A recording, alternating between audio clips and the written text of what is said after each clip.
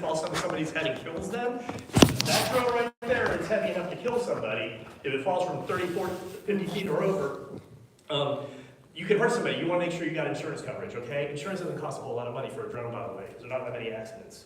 How much is it? Like $550 a year or something like that. Oh, It's not a lot. is it coverage? Million. That's awesome. Yeah, it's called drone endorsement. So we'll talk about insurance in a bit. But to get your license, you have to start at the beginning. You have to take the classes. You don't have to take classes. You can just take the test. Free ball if you want. Good luck. I wouldn't do that. It's a waste of $150 if you fail. So it's better that you just go ahead and take classes. You can go online for free. Scan that thing right there. That's going to take you to the YouTube link that will give you the free class. Bull crap. It has nothing to do with what you do every single day. It has nothing to do with take a class. Get this book right here. Take a picture of that book. You can get it on. Get this book right here. Take a picture of that book. You can get it on Amazon for $20. They say it's just like the FAA exam. They say it's just like the FAA exam. No, it's identically like the FAA exam. I know for a fact because I took the questions. The process is you have to go on FAA.gov, register as an airman in training. You can do that, it doesn't cost you anything. And just put your name and address and all that so they know that you're studying. Okay? And that way, when it says, okay, I need to take the test, they already have your information. They'll be like, okay, what airport? You have to go to an airport to take the test. I went to Apopka Airport, that's where I live. I live about a couple miles from Apopka Airport, and I actually take flying lessons from those very same people. I've been in the left seat from them for years. And I was like, hey man, I'm here to take my Part 107. They look at me, dead in my eye, and they said, we got a camera on you when you're taking the test. Just so you don't start any funny business. I was like, my picture up in the back office or something? Like, why would you come at me like that? That was crazy. But that's what I said, I couldn't believe it. I don't know. Anyway, I took the test. The biggest piece of advice I can give you is what I got off of one of the videos. Bring a magnifying glass. Those maps have a print that is this big, and my old eyes couldn't read it without that magnifying glass. And you're allowed to bring that in. You're not allowed to bring anything else in, but you can bring a magnifying glass. That's it. So I would recommend doing that. Go to Walmart and get a magnifying glass. Take the test. It takes about 2 weeks for you to get your license in, and then you're off and running. But the minute you pass the test, you can download a temporary certificate while your license is being printed, so you can start work immediately. Okay? It's very cool. And there are people out there that are going to ask you to see your license. There are neighbors that are nosy. Go, are you licensed to fly that? Could be HOA, but it's usually nosy neighbors. Are you licensed to fly that? Yeah. Let me see your license. I don't have to show you, but here you go. Can I show you something real quick? When I type a QR code, so when I type a QR code, It's not working. it says It's the deactivated. QR code underneath to choose a plan, and then when you go to choose a plan, it What's it wants doing? you to charge The QR code is not working. Okay, I think that's the QR code. So, okay, so instead go to youtube.com and look up Part 107 class. There's a really handsome fellow with jet gray hair, silver hair. And click on that picture, that's him. What's the YouTube.com what? YouTube.com and just put a Part 107 class. FAA Part 107 class. You'll see a real handsome look there. Just click on his picture. It's like a 3-hour class or hour and a half class or something like that. I watched the class 3 times before I started. I'm not a good learner. Study guide, part Study one. guide's on Amazon. And you get the Part 107 study guide. It looks like that one right there. That's the one I use. But this one's for 2025. I use one for 2019. Everybody good? You find it? Yeah. Oh, here's what I was telling you about stuff I did in my drone. Here's a marketing piece I did. I was standing on Drone stuff. $2 million house in Eatonville over a lake. It's pretty. Real pretty house. Here's another one. This is me flying through some rafters. Oh wow. That was that little drone right there. You do that, right? And if it had sound, you could hear me going, oh, please, come on, baby. Please work, please work, please work. And the voice was perfect, clear as a bell. I was like, oh, the button is amazing on this thing. And you couldn't hear the drone at all. It was totally silent. Can he look up? I can, but I didn't. I think I did on one of the videos, but I'm gonna put it on here. But you can look up 90 degrees on this one. That's a big thing on my drone. I love that because I can get up underneath the eaves when I'm on 2-story houses. You can really see the eaves really well. It takes training to. It was scary. There was some kind of sideline storm that was going through Daytona when I did this on the last time, and my dumb self left the doors open, and so the wind was howling through the house, and I saw the drone just go, and all I heard something, I heard, and I see the thing bouncing off like a ping pong, ding, ding, ding, ding, ding, ding, and it hit the ground. Did a couple of tumbles, that one right there, and I was like, oh, there goes my drone, I just wrecked my drone. 5 minutes later, it's up and flying again, I couldn't believe it, it was flying just fine. That thing could take a beating, I was very impressed. Here's another one. This one I was trying to go down. Just to get a view. Oh, cool. I was like, my heart was in my throat. You did most actually. So anyway, there's that. All right, so you have to get insurance. You have to get insured. The minimum state of Florida is $300,000 for liability insurance. You're not talking about the drum, This you're is talking the about. part. We're talking about for inspections. This is what I've been waiting on. Okay, so I the got minimum is $300,000. I recommend getting $1 million. You have to get $1 million if you want to do new construction. That's the minimum any builder's gonna want from you, okay? Believe me, you'll make the money back. It's worth it. Put it on your credit card. Max it out if you need to. It's worth it. I use Inspector Pro. Inspector Pro is my go-to insurance. I've been with them for years. Every time I get a complaint through, I immediately turn it over to Inspector Pro. I don't care if I stub my toe, Inspector Pro knows about it. The reason being is Inspector Pro offers a program that if they have the opportunity, when you let them know and you notify them early, they drop your deductible by 50%. My deductible is $5,000. I have to keep $5,000 cash liquid because if I get sued, I have to pay the first $5,000 of that for the deductible, God forbid, and something, and then they pay the rest, right? And then you get a claim filed against you. So if you let them know early enough, so if you anticipate a claim, and you let them know early. Immediately. I literally, the minute I get the email or call, I immediately let Inspector Pro know. I stop what I'm doing and let Inspector Pro know. That's a priority. There's a reason for that. Inspector Pro has they have a bunch of people, but my personal guy, he's out in California. His name's Schnell Steinberg. It's an interesting name, Schnell Steinberg. And he is a bulldog. I turn it over, and Schnell gives me a call the next day and says, okay, I read up what's going on. Tell me the story about this one. And what are your thoughts behind this?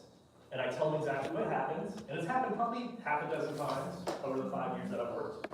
And I'm super, when you see my reports, you see I'm super detailed. Super deep, way over the top detail. So it's not usual for me to get these kind of complaints. So it's very rare. So anyway, Schnell calls me, asks me all the thoughts, and he goes, oh, and I say, okay, would you do me a favor now that you know the story behind it? What do you think? What your thoughts are? And he goes, okay, this is what you should say to them. And he's like, you either call them or let them have it by an email. And I'm writing everything down. Write everything down. Whenever Schnell calls, my pencil's in my hand. All right? But most of the time, Schnell goes, you want me to write the email for you? And I'm like, yes. Well, why don't you do that? And so I had one happen about 6 weeks ago, and he came through, he wrote it for me, and he says to me, don't just rubber stamp the thing and forward it, make sure you read through the thing, and make sure it makes sense to you. And I always do. And I actually took his letter that he wrote, and I had to pull out all this lawyer speak. It's like, subsection, paragraph, this and this and this. Like, nobody talks like that in the real world. So I had to pull all that crap out of it, and I copied him, I blind copied, BCC'd him. And so he saw what I had said. I actually took the second part of the letter and I ran it through AI. I put it through ChatGPT. I was like, make this, yeah, I was like, make this friendlier, would you? And it came out. I was like, oh my God, this is great. Okay, that's amazing. And so I'm not that smart. I pay them $40 a month. Let them figure it out. So ChatGPT, I love them. Anyway, so I did that, and I forwarded, I blind copied him, and it worked out great, and I didn't hear a word from him the next time. Because you'll get ridiculous complaints, and they always frame it like, my agent said you will stand behind your work, and here's what happened. And then it's some ridiculous thing that you would have no idea, like they're saying, this one was, we pulled the door off the wall and found that it was caulked behind there and not nailed properly. How the hell am I supposed to know that? Like, I'm supposed to rip things off the wall and look how it's nailed? Like, that's not what I do. And so it was very easy. Chanel goes, you gotta remember, this is what he's saying in the letter to them. Please remember that this is a visual only inspection. I cannot predict how things are construction behind walls and see things that I cannot do destructive things to find out. And that's just the way it is. It's a report that it's a snapshot in time, and this is the way in condition in time that it was. That's it. The stuff that they happened to do, I did the inspection over a year ago, and it happened in this past week. It was like, how am I supposed to know what's going to happen in a year, and you're going to try to blame me for it? But that's how people think. They're like, always want to blame somebody for something, right? So And they're that's just the way. taking a chance that you're not It could be. insured and that you're gonna It write could a be, check. yeah, it could be. It could be that too. Yeah. So anyway, Inspector Pro, I got in front of it, and because of that, no claim. It didn't cost me anything. I just sent an email out, and it was done. Inspector Pro, I love that. So if you do have claims on the liability, do they typically go up, with every claim of your? Or they'll drop you. Okay. Oh, so they'll drop you. I heard a story, it wasn't Inspector Pro, it was another coverage company, where they paid out just the deductible. The guy paid his deductible, it's the insurance company didn't pay anything, and they dropped him because it was a claim. Wow, yeah. They can do that, so you gotta be careful. So you give your insurance officers when you give information? No. And if an insurance company drops you, are you uninsurable then? 'Cause that happens a lot in other That's on the areas of company. insurance, huh? Depends on the company. No, I mean uninsurable with all companies. They want you. I've never heard of that. I Okay. don't know, depends on the company. Okay. How much are you paying monthly in insurance? Nothing. I pay it a year, it's $2,800 a year. Okay. I pay, because I don't want to pay that extra amount of money, it's like if you pay Yeah. $3,700, you pay $2,800. And that's for, That's Get my points on You Visa. have fun. that's for, What's that? that's for $1 million? That's for $1 million. Yeah. $2,800. And it started off much higher, by the way, because I don't have claims and because I'm in front of it, my deductible, my coverage goes, what is it? Premium goes down. Oh, Right, Bill? you know how long I've been, like, for a long time, I always felt like in this field, I was gonna be paying like $1,000 a month for insurance. If you're a lousy company, probably. Well, I'm not a lousy company. well, I wouldn't know. Now, if you had multiple inspectors, maybe. I got a guy that was sitting next to me in class, he's got 5 inspectors, and he probably pays that much a month, probably. But just because he's got 5 inspectors. By the way, he's doing so good, he bought 5 trucks in cash. He's like, Whoa. there you go, brand new. You done. All right, so here's the names right here. Porsche, Angie's List, Household Pro, ARP. Any of those type of names that are out there to get you business, they'll call you up and say, hey, this is Joe from Angie's List. Man, we've got so much business right now. We need help. We need your help and we need your assistance. We got jobs we want to give to you. Can you help us with that? And you're like, oh my God, yes, I'm that guy. I would love to help you with that. I literally got my call when I was in the class like you guys. They called me up. And they said that. And I was like, yes, fantastic, I would love to. And I'm thinking, how great is this? I haven't even got my license yet, and I've already got jobs queuing up for me. This is fantastic.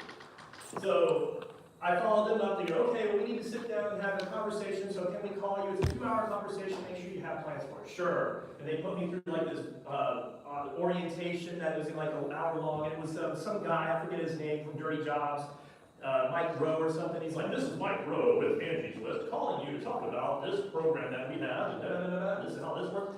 And I was like, Mike Rowe, okay. And then like, okay, well, we need a background check on you, so we need 5 reference calls from you, so can you give us a list of 5 people, names, and numbers, we're gonna call in and get references for you. Okay, sure. And so I let all those people know I'm getting calls for references, and I'm thinking, this is legit, this is fantastic. Okay, well now, you're all ready, we got all your reference calls, background check came back clear, we're all ready for you, you are approved, we are gonna give you our 5-star approval, you have it, you are in. We got some jobs for you. Are you ready? Yes, I am ready. Okay, but first you have to pay this fee for $250 to join. Okay, no problem, $250. Then you have to pay initiation fee, $300. Okay, sure, so I'm up to $550 now. No problem. I'm gonna put up my credit card. I don't care. I'm getting jobs. I'm gonna get jobs. All right, here we go. Boom! And suddenly my phone starts going up because there's an app. There's an Angie's List app. And suddenly my phone starts blowing up, boom, boom, boom, boom, boom, I got 6 jobs. I was like, holy crap, this is great. So I immediately pressed the button. They have a button, you can just press the call. Press the button to call, because if you don't call, if you wait 15 minutes, they count against you. So you get points against you. So you have to call within 15 minutes when they give you the number. So, and you can adjust it, so don't call me between this time and this time or whatever. So I left it on all the time. I didn't care. I was hungry. I needed jobs. I pressed the call first number. You are the 9th person to call me today. Please take me off your list. I am so fed up with you guys. Oh my God. Okay, next one. You again? Why do you guys keep calling me? All I wanted to do was check the price of a home inspection. That's all I needed. Why do you people keep calling me? So the third number, same thing again. I was like, what is going on here? Gonna find out.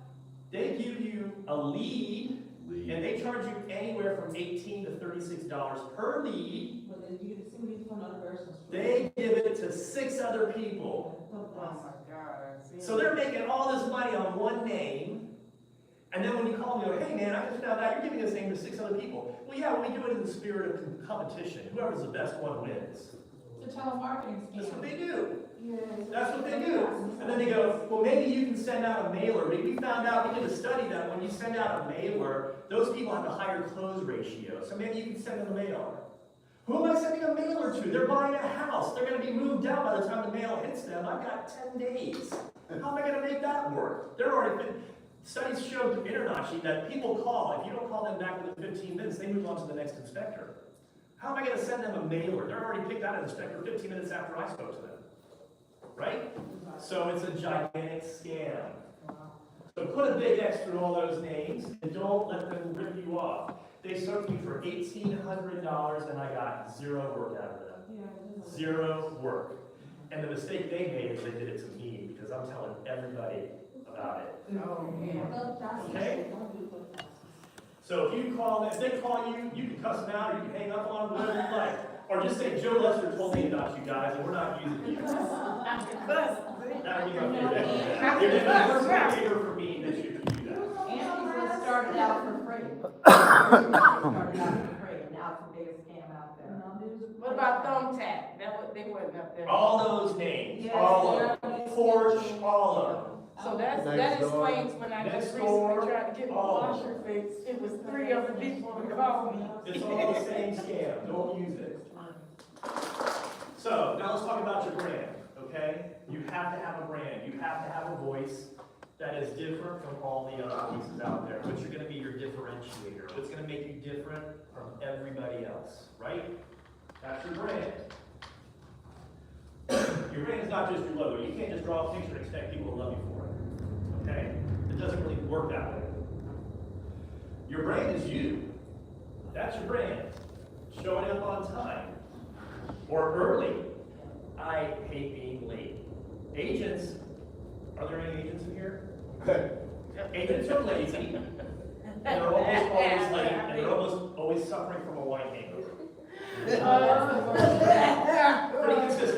Pretty consistently. I would. So just make sure you know that, but they can't stand when you are late. All right? So don't be late. Be 15 minutes early.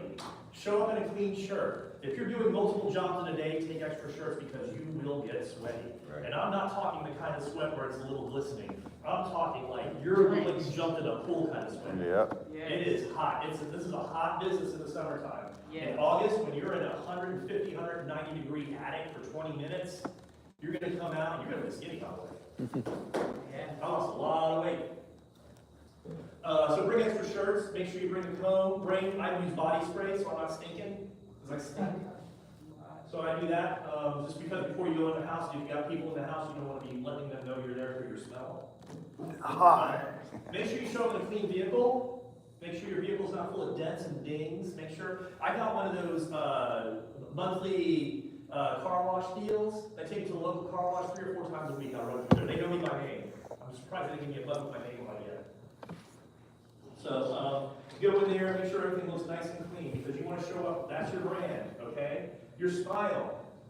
Make sure when you show up, you're in a good mood, you're happy, you're upbeat. When you're talking on the phone, smile.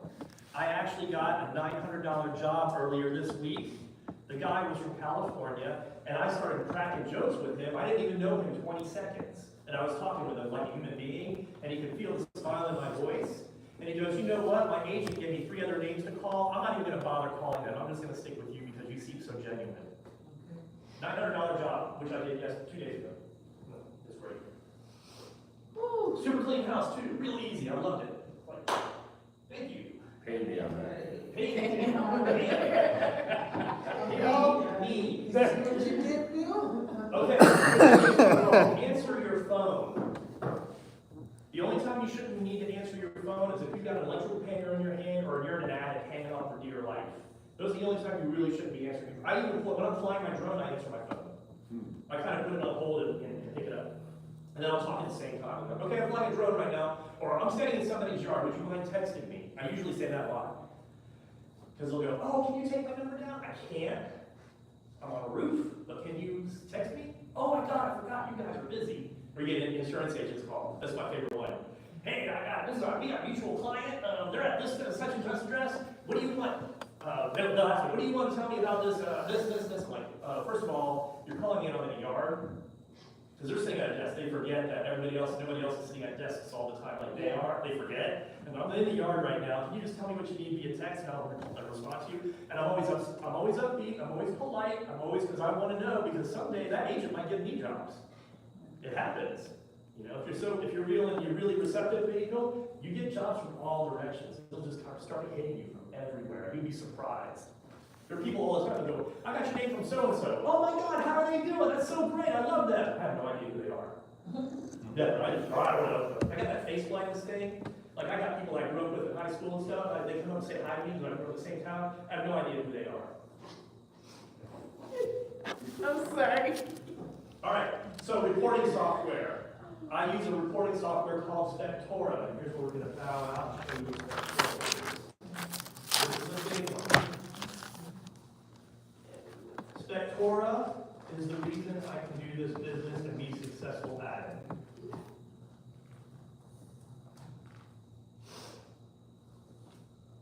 Spectora manages my sales. They manage my cash flow. They let me know what's going on. They manage my schedule. They handle my marketing. It does everything. All in one. It does invoicing, right? It does invoicing. Oh, by the way, there's no such thing as accounts receivable in my job. When I pull up into a driveway, the money's already in the bank. Yeah. What a great job. I've already paid most of the time. Like, I got jobs like a week from now, and you'll see it, I'll show it to you, you'll see the green. I got jobs, like I have to do a job later today, that money was in the bank 3 days ago. It's great. It is great. And I'll show you that too in a second. Inspections.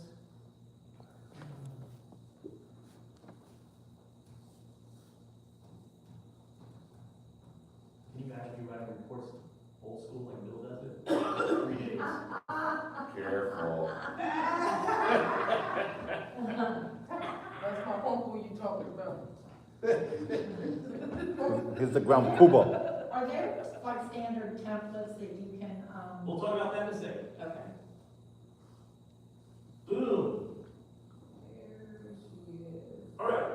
So when I wake up in the morning, this is what I generally look at. This is my dashboard.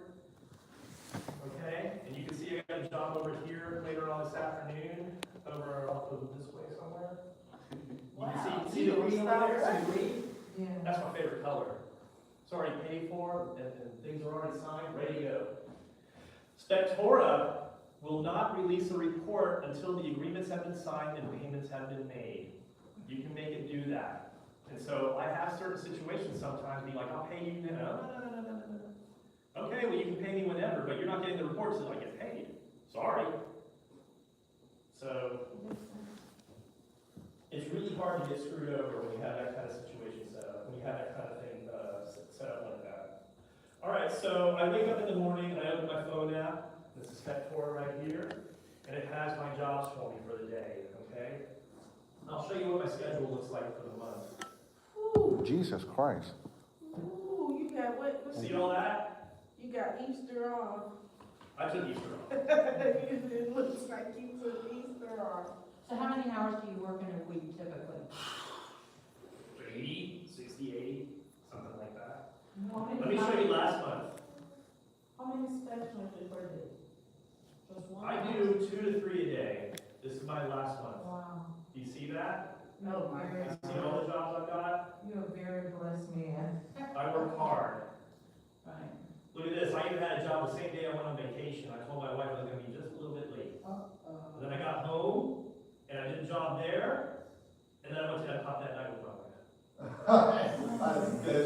Interesting guy. I was asleep. I was asleep. My wife demands a steady and uninterrupted flow of cash.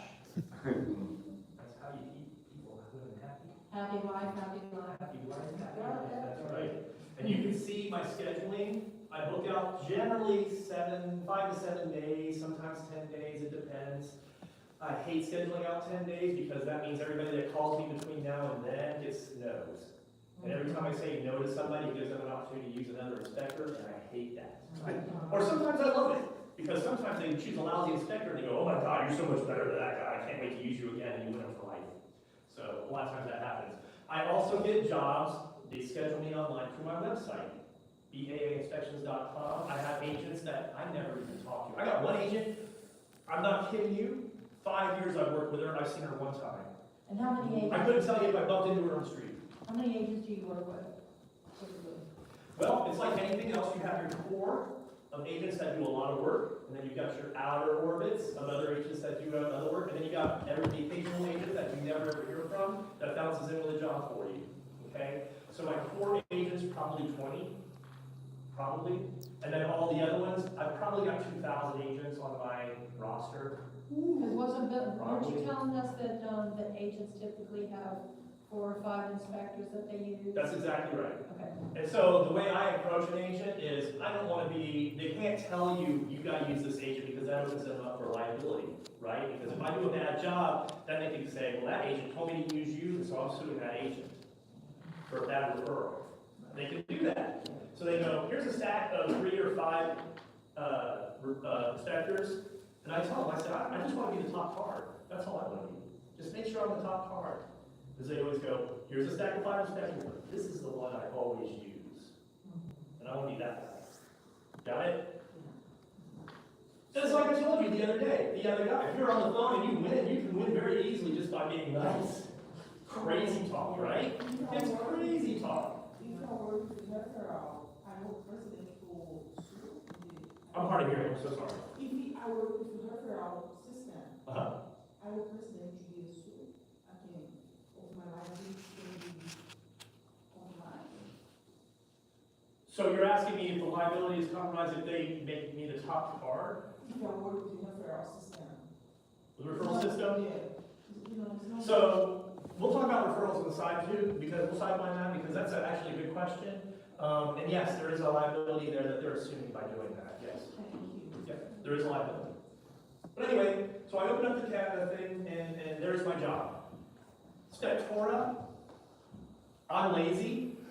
I have no idea what I'm doing that day until the day I go. I literally have no idea where this house is. I literally just press the picture of the house, and I press a button, and it tells me how to get there. Okay. And then I'm driving, and I follow what Google tells me, and I'm usually doing emails, or I'm looking at X.com, or Instagram, or whatever while I'm driving. Don't ever do that. And then all of a sudden, I'm pulling up the driveway, and I look and go, oh, it's just like the picture. I'm here. That's how I live. That's my life. That's what I do. Okay? I really don't want to know anything about the house in advance. That's just me, because I like when I go up to a house, I want to know, every house tells me a story, and I want to hear from the house what the story is. Does that make sense? And so I have a very specific way that I have the house interact with me, and I tell the story. I tell the clients, don't show up early. I'm not going to talk to you. I don't want to be distracted from the house. I don't want, and I always say it this way, I don't want to miss anything for you what the house might tell me. And they go, oh my gosh, you're right, I won't show up. I said, show up towards the end, last half hour, I should be finishing up around 2 o'clock, show up around 2:15, and we can talk then. You got it, Joe, no problem. Sometimes they show up early, and other times they're just full and stupid, and they want to be attached to you by the hip, and I just don't talk to them, I just ignore them. Yeah. And they just stand next to me the whole time, and I just pretend they're not even there. I warn them that I'm going to talk to you, so that's that. So, but anyway, you can see right here, I have one for 9 a.m. On the 17th. That one came in online. I got a text that says, hey, here's some money, would you like it? And I say, yes. And now I'm scheduled for that job. I held that one on purpose for you guys. So now I got a job right there, 2,002 square feet, 1971 build, so it's probably gonna have some issues with it. Yeah. So how people schedule you through Expectora? We'll talk about that in a minute, we'll go on my website in a second. But I want to show you Expectora in the meantime. Right here you can see my schedule. Now I'm gonna show you guys how much I make. You guys wanna know how much I make? Oh, man. Here's the metrics. Don't show me, cause you might start having to hang out with me. Hold on, let me get closer to this. Alright, so this is the number of inspections that I do. And you can see right here, my first year coming out of the gate, real shitty. 16 inspections in April, 12, barely making it, 18, 11, 12, 18, 12, and all of a sudden, boom, 2020. Started shooting way up and got busy. It took me a solid year trying, right? Thank God my wife was making money that year. She was an experimental pro. She was in Arch County Public Schools. And she was an experimental program where they doubled her pay. Okay, that's the year I'm doing this. So, this, even though I made a little bit of money right here, it was still more than I made when I was an employee working for Hard Rock, if you want to do that. Still made more money than that.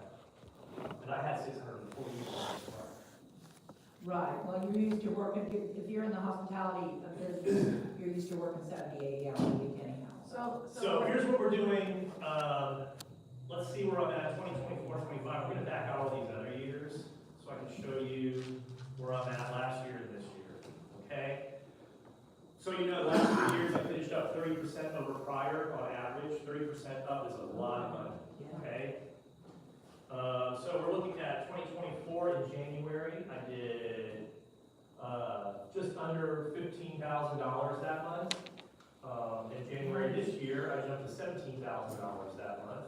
My busiest month of ever, I did $23,000 in 2024. I was just about I was one inspection shy, I think, in 2025, my second busiest year I ever had in February. So I'm averaging between $16,000 and $19,000 a month. What? That's like, what is that? Were you in the red the first I year? answer the phone, I show up at the door. How many Were you in the red the inspections first was year? that? No, I wasn't in red the first year. I was positive. I wasn't making a living, but I was positive. With all of your association fees and everything else? Oh, yeah, well, I wrote most of that off. That's another thing that's great about being a business owner. Your startup costs are essentially free. You just write all that stuff off, and you get all your taxes and things. Like, I can't pay taxes this year because I spent all my money starting my business. And the government says, no problem, you're starting a business. We want you to do that. You don't pay taxes this year. So I wrote all that stuff off. How many? I did. Oh, beautiful. It's a beautiful thing. It's a great game, I'm telling you. How many inspections monthly? I average 12 to 15 inspections a week. Well, So do the math. so you're hitting like close to like 50, 60 a month. Something like that, yeah. But I work 6 and 7 days a week too. You don't have to work as hard as I do. I just hate saying no. That's my problem. That's why I'm working today. I should have taken the day off. Right, I'm gonna fix that. I didn't. Like, you promised it's gonna be a beautiful day. We're gonna work in the yard and stuff. I'm like, oh, you Yeah. know, sometime. Yeah. Look at the You jar. said you was gonna cut the hedges. Yeah. Basically. How- I've been waiting a month. So I saw your report, you take about 2 to 3 hours per inspection? Yep. On a 2,000 square foot house, it takes me about 3 hours to 3.5 hours to do, depending on what I find. If there's a pool, add another hour. I don't charge extra for pools, you can. Most inspectors charge $50 to $100 for a pool inspection. I recommend that you take some pool classes before you attempt that, because pools are very litigious and people sue over pools. So you gotta get, I would recommend probably 100 inspections under your belt first, take the pool classes, and then start attempting pool inspections. How much would you charge for a house that's 1,200 square feet?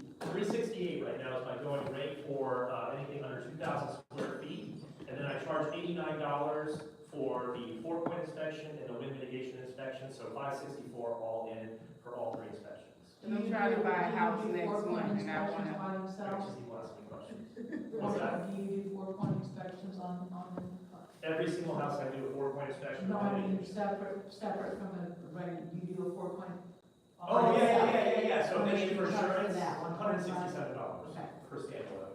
Now, have you noticed that my numbers are weird? It's not $29.95 or $16.75. It's some weird add numbers. I do that on purpose. Never enter your prices in 5s or 0s or 9s. Never ever do that, because people remember those. If you say a weird number like $367 and you decide to raise your prices, they're not gonna remember that. You can raise $386 and they're like, 367, okay, yeah, whatever. They won't remember that you raised your prices. Does that make sense? Psychological. Exactly. Never put your prices in print. Never, ever, ever do that. I see these newbies come along with a flyer with their price menu on it. Stupidest thing you can ever do. Why? Because that menu will sit in somebody's desk for years, and then they pull it out and expect to get paid that much, and you raise your prices 2 or 3 times since then. Never, ever, ever do that. If you want, Spectora has a get a quote button. You just tell them, you can get a quote right now, or I can give it to you. I'll go on Spectora myself and give the quote to you manually. Whichever you like. A lot of what I do. My sweet spot is under 2,000 square feet. That's where most of my work comes from. So I just know 368 and then 89 piece. That's what I do. Do you do any commercial? Oh yeah. I don't recommend it for you guys yet. Yeah. But oh yeah, I definitely do commercial. You know, coming up on the 15th. so that we need to Is there hire. special CDs, for that? It's more money and it's actually easier. The inspections are like half as long, and it's way more money, but they're fewer and farther in between, so. And they're probably I feel really, guilty when I do they're it. What's that? probably really litigious too, right? They can be, yeah. You feel guilty when you do commercial? Not really. It's- How many checks have you given back? Bullshit. What's that? How many checks have you given back? I've never given that. You don't feel that guilty? I don't feel that guilty. So anyway, you can see I'm pretty consistent here. Now, I gotta say, I'm lucky because I live in Florida. And during COVID, everybody wanted to move to Florida. So it made my job so much easier because I was getting all kinds of people flowing in. Like 95% of my people were New Yorkers talking, come to free Florida. You want to wear a mask anywhere. No taxes. How do you bridge the communication gap With what? with other languages? When I first got my start, probably half my clients, and it's only because my agents changed, they got out of the business, but half my clients spoke Creole. And so that's not really a written language. It is, but it isn't, you know? Right. And so I use the gap, I bridge the gap usually through the agents, because a lot of times they didn't speak much English. So I did that, that was a good way to do it. And some of my most loyal clients are actually islanders. I love them. They come every year. They come not every year, but every year once in a while I'll get them. Oh, you did my house like 5, 7 years ago. Can you do it? Oh my gosh, yes. I'm so glad to hear from you. Absolutely, I will. So I do those. I learn a lot from them too. They really So love you don't taking care have of a the house. translator with you ever, What's that? a translator? You got this thing. This thing is great. Google. I got the new 25 Ultra. It actually translates in real time. You talk into it, it translates to people. I actually used it last week. I had a client who spoke Spanish, old lady, she's like 78 years old, and I told her, hey, thank you for opening your house to me, you know, I appreciate everything. And it was pleasantries and stuff, and I said, all right, and it spoke to her, and she goes, oh, she got a kick out. She's like, oh, this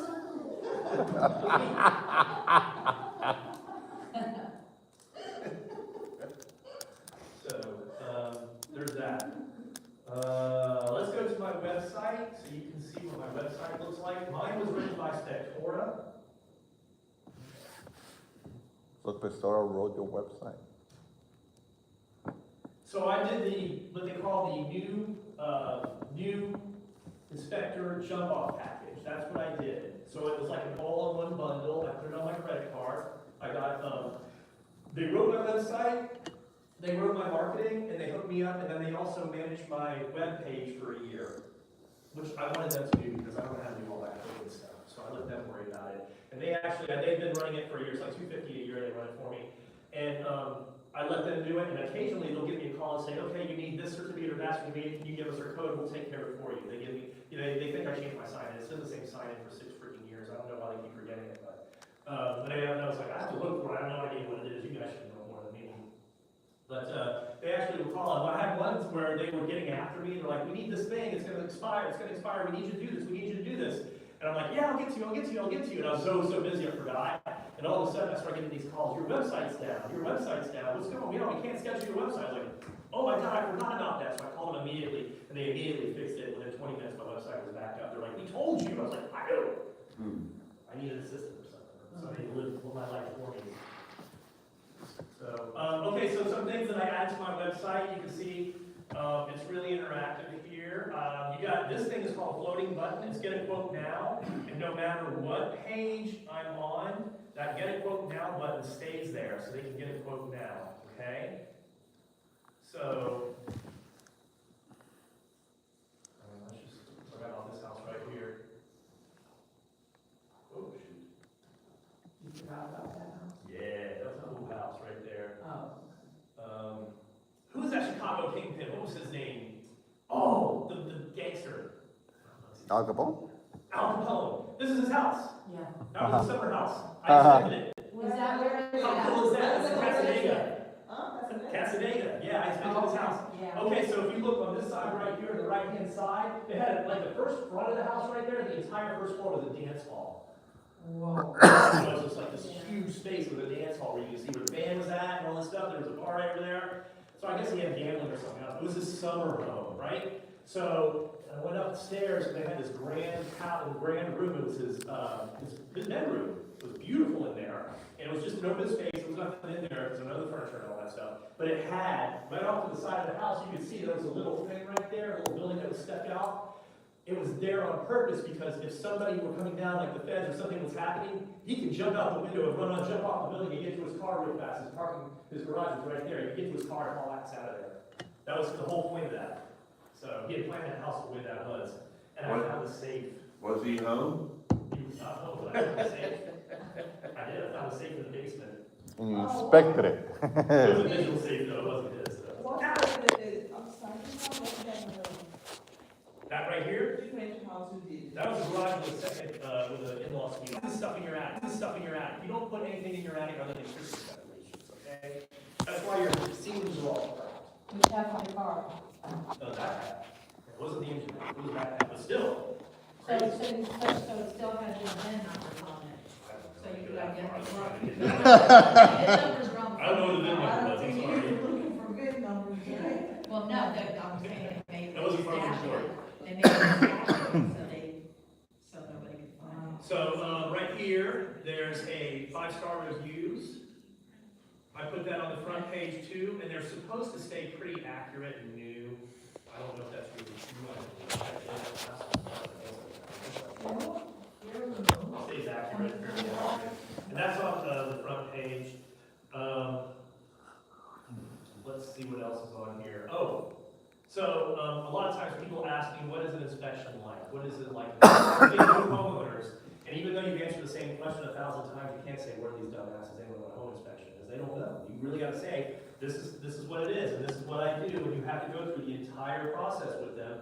And a lot of times you lose them halfway through, so you always say, well, you can just check my website. I'm going to send you a link to my website, and you can see what an actual report looks like. And that's what we're going to go to now. So, inside you say about warranty.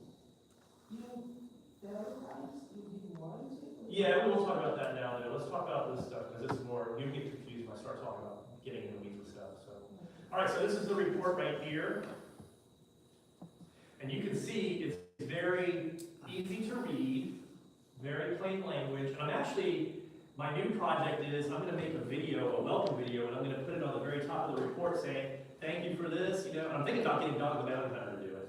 That would be cool. You know who Dog the Bounty Hunter is? I was thinking about having him do it, because you can go on Cameo and say, hey, what I want you to say, you can here's $500 or whatever. But I was thinking about doing that and saying, hey, this is Dog the Bounty Hunter, thanks for using Joe VA inspections.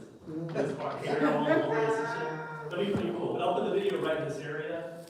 That's just a thought I'm having. But anyway, the videos are the preamble is very important. It tells them, hey, you know, take this seriously, but don't be so nitpicky. You don't wanna walk on a house over nitpicky things. It even uses the word nitpicky in here. Or nitpicky items. You don't wanna do that. Don't be so serious, okay? It's a house.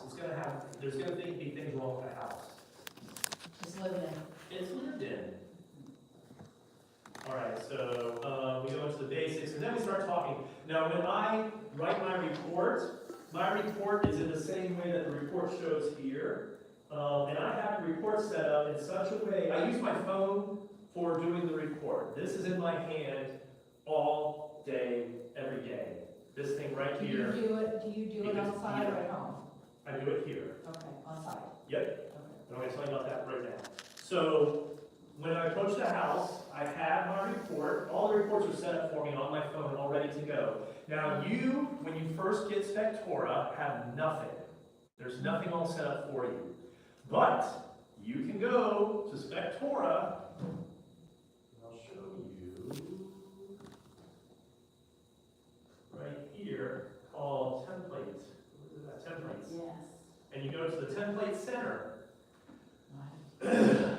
And here, you have inspectors that are successful, like myself, who already have templates made up for you. And you can just use one of theirs.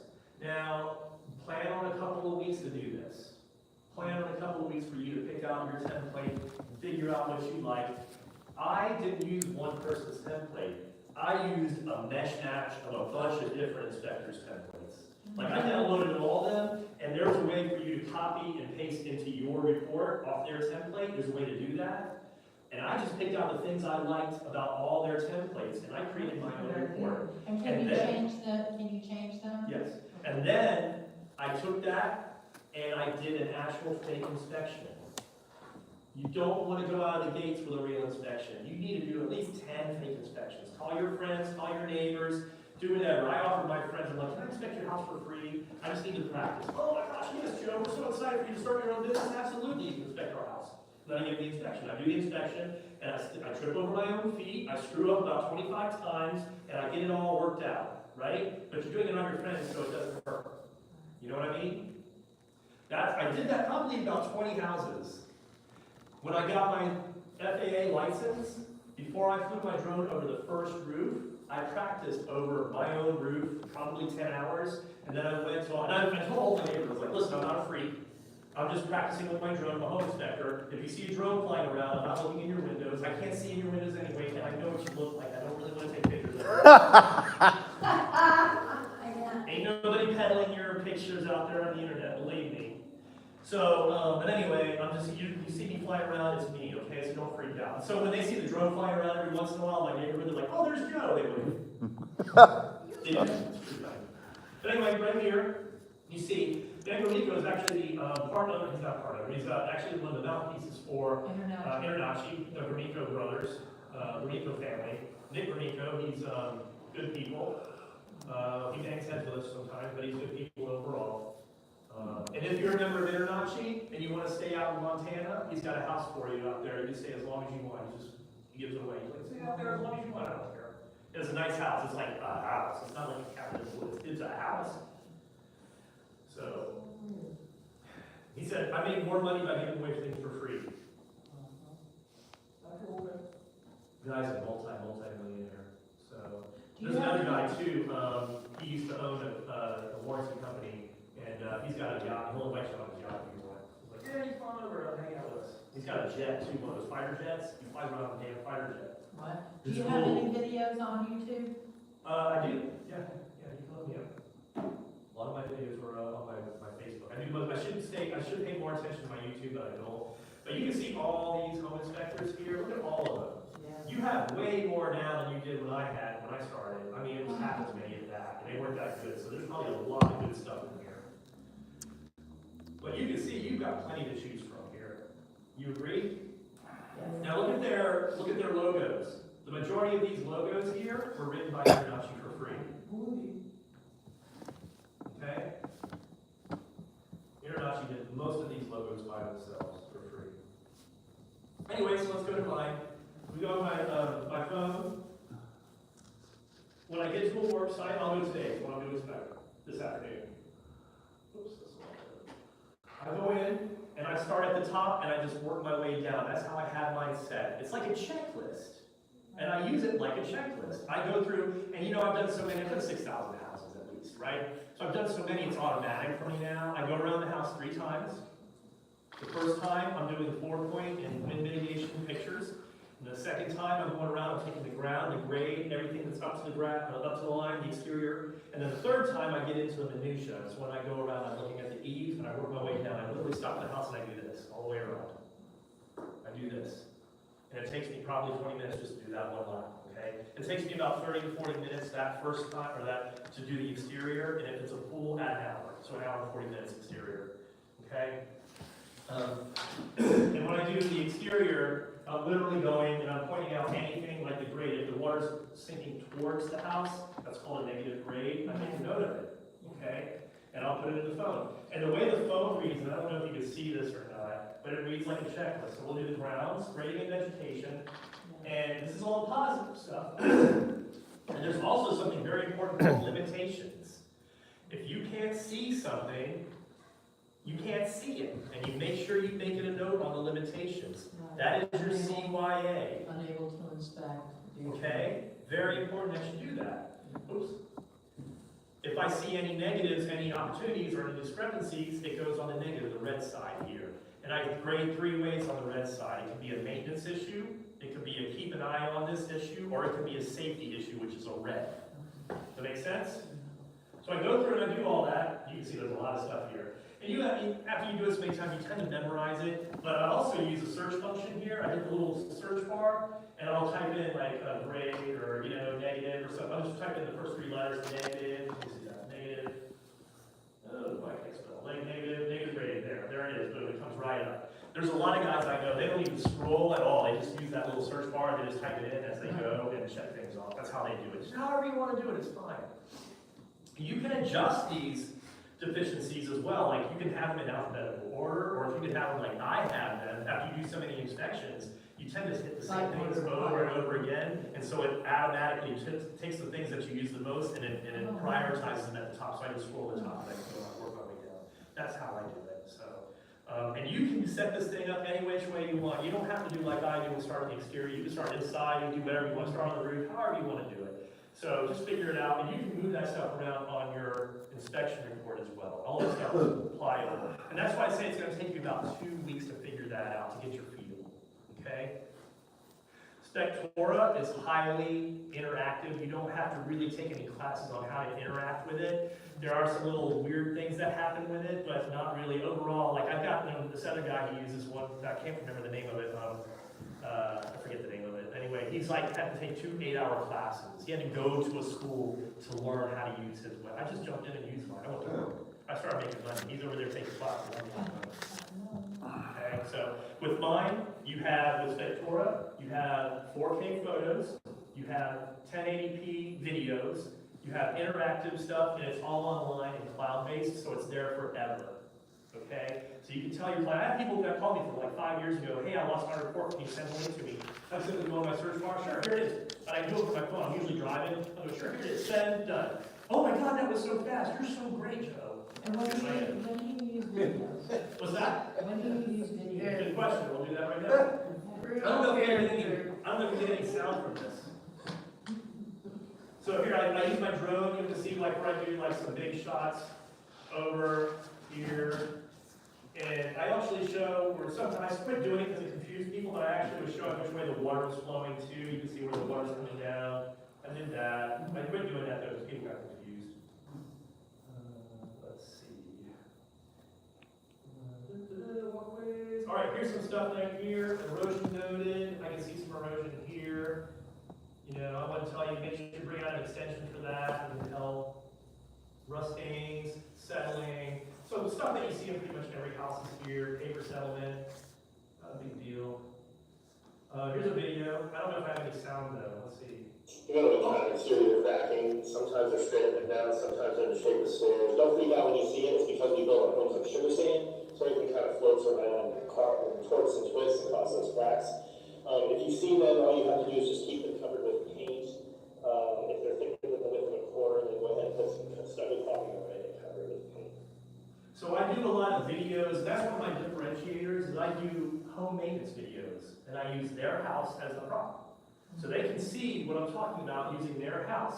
And I always told them, make sure you watch the videos, because you'll get a lot of information. And I even get sophisticated home buyers who said, I never even knew that, Joe. Thank you for letting us know.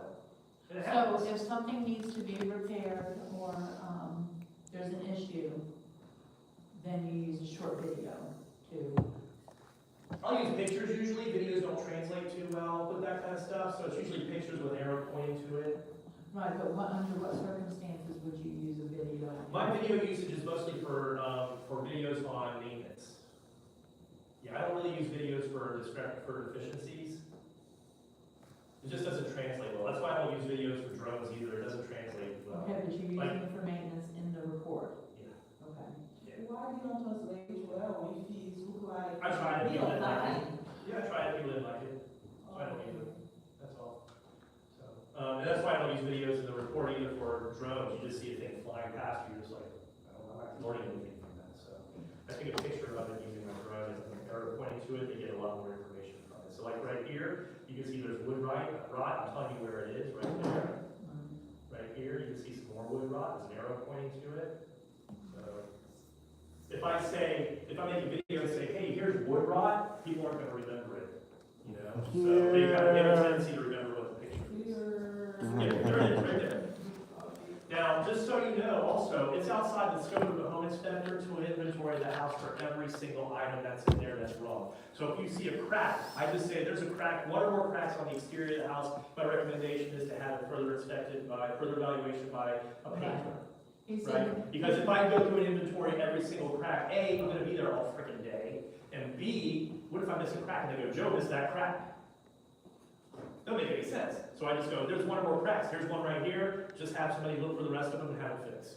Does that make sense? All right. Here's a pool.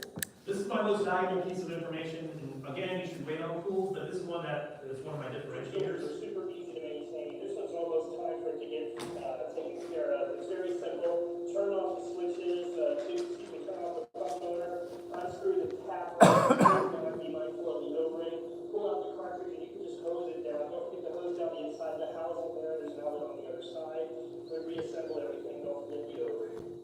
Now, a lot of times, on the fancier houses, these people aren't gonna maintain their own pools, they're gonna pay somebody to do it. So I say, listen to me, watch the videos anyway, because you gotta know what right looks like, what right looks like to hold people accountable. Because half those people out there, and I'm telling you, 50-50 shot, whether you get a good pool care person, the other care, they're probably smoking weed all day and vacuuming pools, they're not probably doing a good job for you. I see 50-50 on it. So I'll tell you flat out, the pool care company, whether to fire them or not. I can tell you right off the top. So I'll just say, if you're buying this house, fire your pool care person. Or if you're buying this house, that guy's doing a great job, keep him. so can we look up a tutorial online that's gonna have that information on how to, Care for pools. how to inspect a pool? You can take classes. I understand that. National.org. Yeah, Or you can go and take a pool. I take advanced pool classes here locally. okay. There's a couple of companies that do it. These filters are super easy to Oh, maintain. This one's almost time for it to get. Stupid. Here we go. This is your chlorinator. This is how you chlorinate the pool. There's nothing wrong with this chlorinator. They're very easy to maintain. Just pull the copper off of it, drop about 5 to 7 tablets in it every 10 days or so. Make sure you don't put your face over it, don't inhale the contents. Watch small children around it as well. This is your cool. So there's that. So I do tutorials like that to show them how to take care of the pool, Mhm. and they learn from it. So they'll go on to, and I also do silly things like this.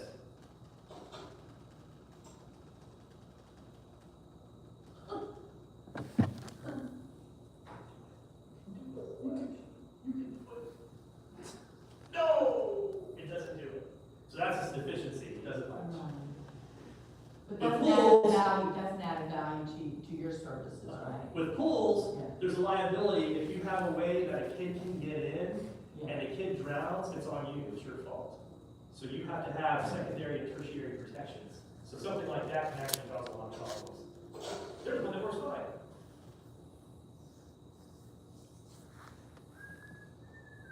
All right, we'll go next. Drain covers are damaged. This is a safety issue right here. There's a a lot of entrapment cases with children where their hair gets caught or their hands get caught over pool covers because the suction is so hard and they drown. And I always tell the parents, if you lose a kid in the house, go to the pool first. Don't search the house first, go to the pool first. That way you can catch it. Bonding is very important. Bonding is the equalization of electrical, I don't want to get into the weeds with it. It's very important. You can actually stop a kid's heart if bonding is broken. They can get shot. So, very important that the bonding is consistent. Let's see.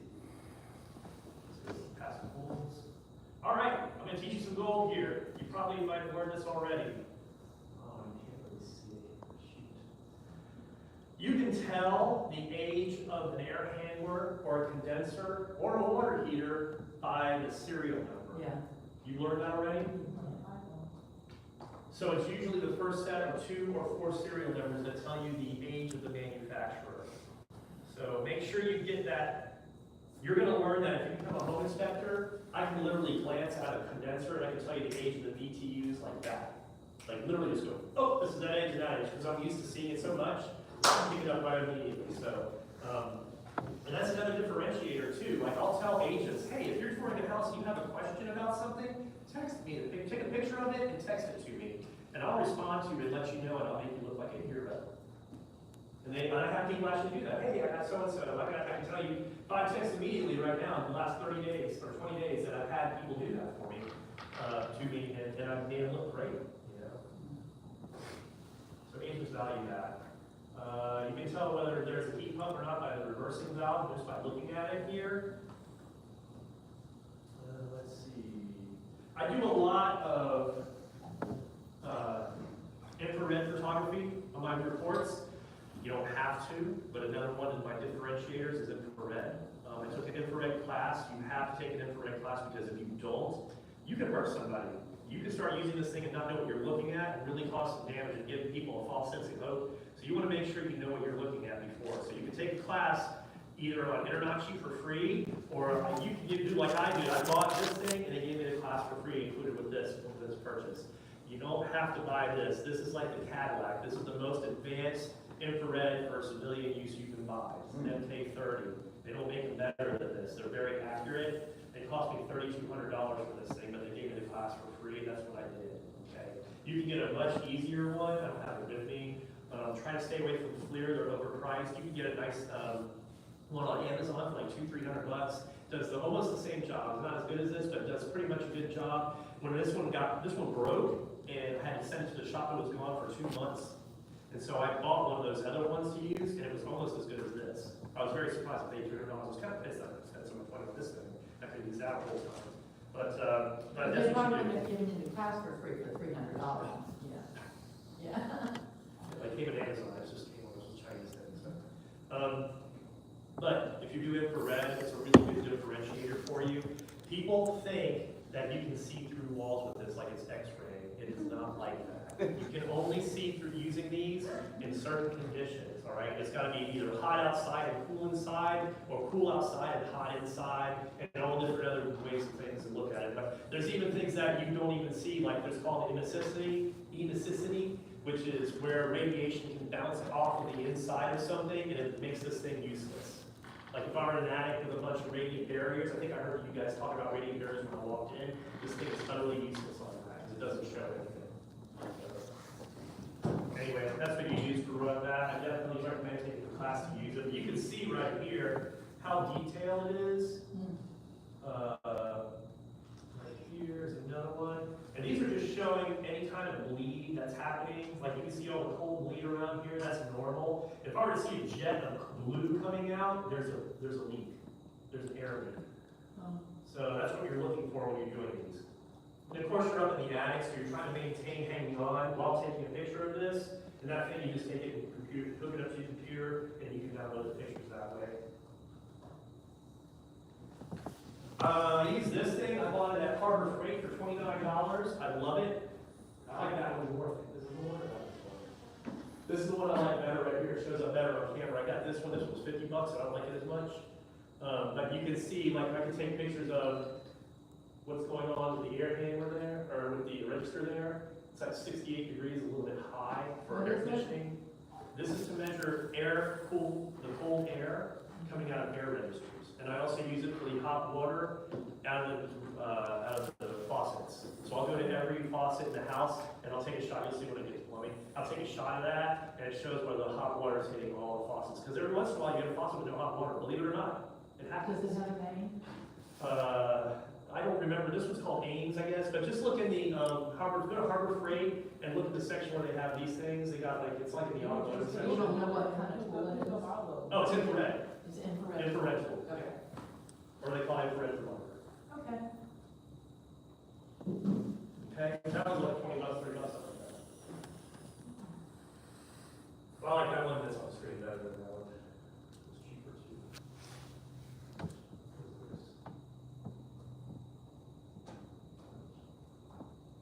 Let's see.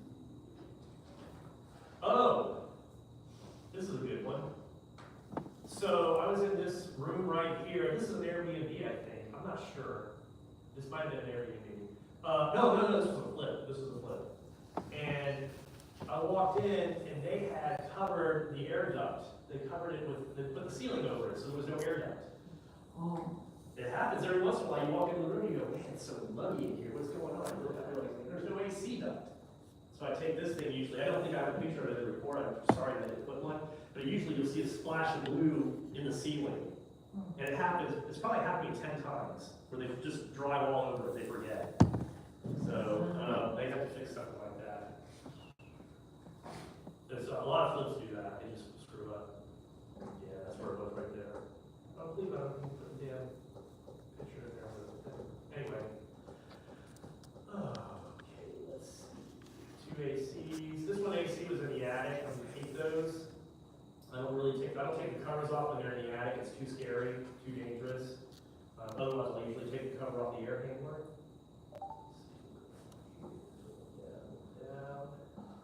Oh, and whenever it is, I make sure they know, hey, it's in the attic, it's gonna be difficult to service, and it's gonna cost you extra money. If the AC tech has to go into the attic, he has to sweat his butt off, he's gonna charge you extra money for that, just so you know. That's why I warn them. Yeah. It is expensive to do, it'll cost them extra money to do that. AC techs get paid if they get hot. This one's a big one. This one's dangerous, I lost my cat this way. Before I was a home inspector. If you put your foot through and break the photo ID and it doesn't stop, Safety asking about work. super dangerous.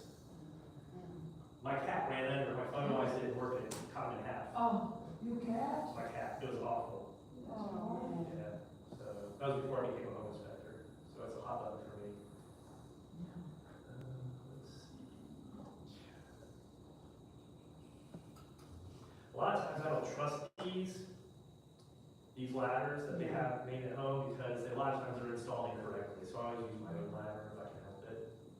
Unless I'm feeling daring. I'm going to the attic and I'm looking at stuff here. Oh. Yeah, it's substandard. Yeah, it's broken. I don't trust it. Can I ask you about your ladder? Yeah, we're gonna talk about that in the tools in a second. Okay. Let's finish this up though. I go through and I test all the appliances, I make videos. Okay, this is the one time I do videos of during the checks. I'll show like the washer and dryer running. I'll take a video of it, and I'll take a video of the dishwasher running. You can hear it. That's for protective. CYA. Protection, right, yeah. CYA. It was running a time of inspection. Washer was running a time of inspection. Right.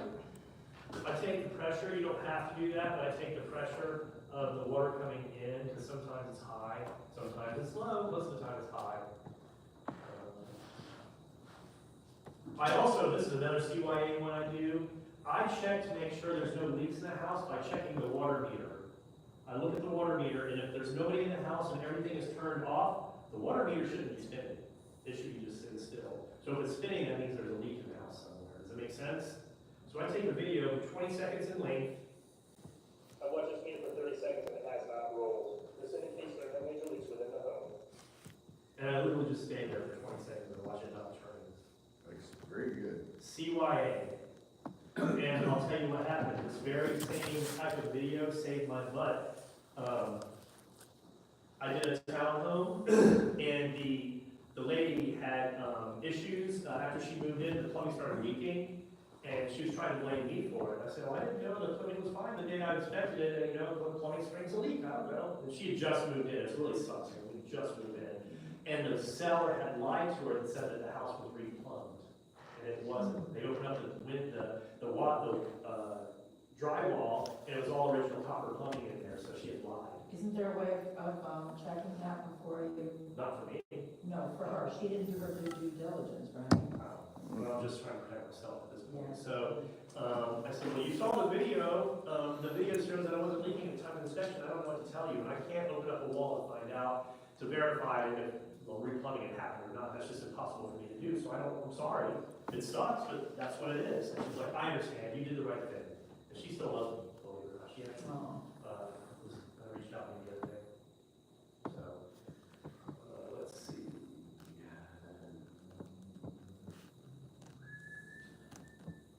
All the plumbing, I take all the underneath plumbing, I do it a certain way here, I usually take 2 to 3 pictures of each sink underneath, I do that to do it overall, and then I do a close-up of all the incoming supply lines, and then I do an up shot. The reason I do the upside shot behind the sink is because sometimes people claim that you may get mold. I said, what was the mold the day I inspected it? See, it's in the inspection.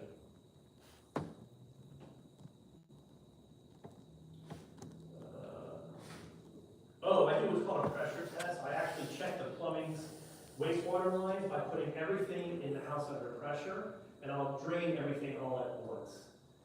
With new construction, I literally drain everything on the entire house at one time, and I make separate videos of everything while I'm draining. It's very fast. I'm running when I do it. These I usually do room to room. I'll do bathroom to bathroom to bathroom, and I'll just do one room at a time.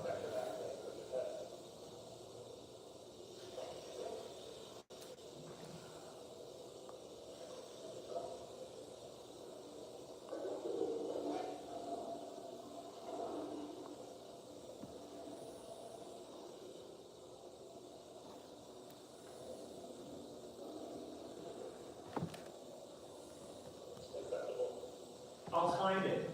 I usually say it's acceptable if it's draining at a normal rate, or if I see a little vortex happening, I'll call it acceptable. If it sits stagnant, then I'll say it's a slow drain. Usually there's a slow drain in the house. It's not unusual. I tell the client that too. Don't freak out. A slow drain doesn't mean the entire drain system is screwed.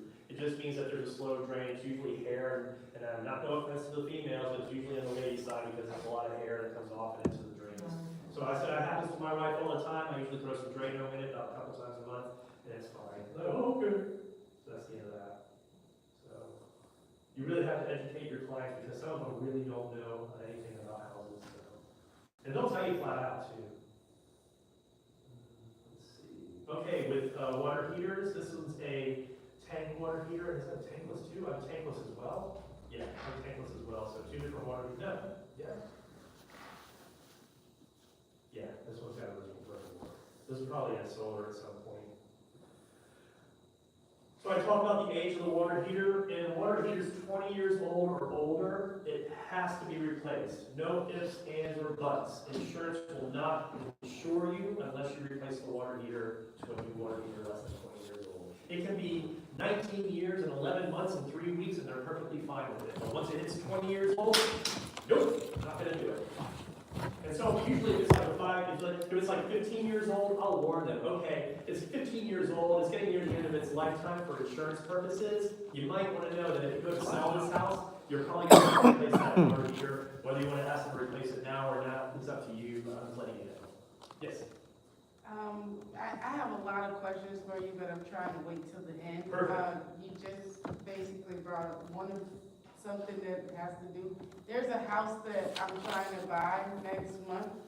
I do need a home inspection. I tried to reach out to certain people. They told me it was $100 for them to do it, but I wasn't trusting that after you just told me, like, for that square, because that's how big the house is. That's cheap. So, in the house, because I already walked the home, I want to go walk it again. But in the house, there's 3 water heaters. Like, And the realtor was like, oh, wow, there's 3 water heaters. And I'm like, well, that's not normal. No, it's not, it just depends on the size of the house though. If you get one of those bigger houses, I'll It's see big. 3 water heaters. Yeah, I'll see 3 water heaters, it's not terribly unusual. Okay, because You see multiple AC units, multiple water heaters. I had one that had a water heater on each bathroom because the guy just didn't want to wait for hot water. He had a little portable water heater on each floor, that was it. It was a big house, a 6,000 square foot house, which I hate doing, by the way. Hate big houses. I'd rather stick with 2,000 square feet, call it a day. Why? But Well, it's because 1,200. because of the 6,000 square foot house, you have crazy stuff like extra ACs, extra panels, towel warmers, weird Yes. stuff that happens. All these people buy all these little creature cover things that you gotta look at. And it takes me like 8 hours. And all I take a pee breaks for 8 hours. It's So just too much. so the additional money doesn't, No, I actually lose money when I get a big house. I did a 5,000 square foot earlier this week and I lost money. Okay, Because if I schedule, in the time it took me to do that one house, I could have done 2 houses at $600 each. It cost me $200 extra. Housekeeping is the same, housekeeping is small houses. Yeah, much better. Yeah, we Much better. invest in And they're not as stressful either. Like those big houses, they got all kinds of stuff you gotta look at. The attics are usually massive. You gotta walk the damn attic and it's so big. There's a lot of extra stuff there. And for those big jobs, I let the multiple inspector outlets have them. Like I had guys that would call me and go, I have a 1,000 square foot house. Let me give you a number of the person that can help you. 'Cause I don't wanna do it. So, this is the laundry. I test all the pressures on everything. If there's no washer and dryer, I test, the electrical there. So when you're testing the electrical on a 240 outlet, it's a very specific thing you gotta do. In this particular, and you can get these a couple times a year, I definitely recommend Klein Tools. Klein is a great company. I just got this on Amazon yesterday. I didn't even know they made it. That's for USBs, for the new USB plugs. okay. I like that. So I have another one that was a Chinese one. It's cheap and doesn't look as good. This one looks really nice and professional, so I bought it. It's like $40. Is it KLINE? Correct. Or KLIN. Okay. So you get Klein Tools at Lowe's, they have them, they even have like a start-off electrician starter packet you can get. It has the meter and it has the tester included. You don't have to have a fancy tester that shows the voltage, you just need the one with the lights on that's red, green, and yellow. That's fine, that's all you really need. They have like a whole setup, you can buy for like $50 or whatever, I would definitely get that instead. But once you start making money, you can get the nicer stuff, upgrade to the fancy stuff, but you don't really have to do that. Yeah, that's the set I have. Yeah, it's a nice one, isn't it? So Yeah. this one, you put it to voltage, and then when you're testing the voltage on 240, you want to put the negative, which is the black side. First of all, you want to turn it to the V for volts, okay, V. And then you want to turn it, then you want to plug it in. Now, the negative one is the one in the middle, okay? So you always do that. And then there's a right leg and a left leg, the 240s. And it's 20 on each leg, okay, usually on average. Now, I always do mine middle and then right and left legs, I take them separately. Some guys take them one on each leg and they get the full 240. I don't like doing that. I like to do the right and left leg because sometimes it's miswired every once in a while and I can catch the miswiring and they can see that. I can make it obvious. So, because they sometimes switch the wires by accident and I can catch that with this if I'm doing it the right way. So I always do it the right way. But you do what you want. But I'm just showing you how to do that. You can pick up this full 240 that way. It only takes a second to do that test, and some inspectors do it, some don't. I would definitely recommend doing extra stuff like that. I do well inspections. Again, I don't charge extra for the well inspection itself. If they want me to do a water test, which includes a lab service, I charge a lot of money for it. I charge more than most, because I don't like doing it. It just makes me have to go out in my own personal time to drop it off at the lab. The only upside of that is there is a house on the store with girls that are wearing, and I can get a burger there. I like that part of it. And I always tell my wife, guess where I'm at?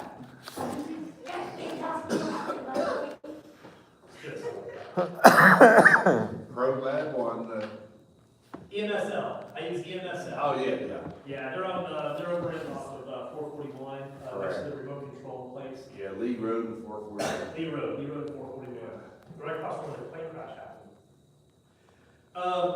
So I'll do a well, and I actually show the well itself when I'm taking the video. It's definitely right on this call. What did I just say? You know what I said there. You can barely hear it, but it's definitely right on this call. Oh, the pump. So pumps are water to the side, so I always take a video so you can hear the pump running.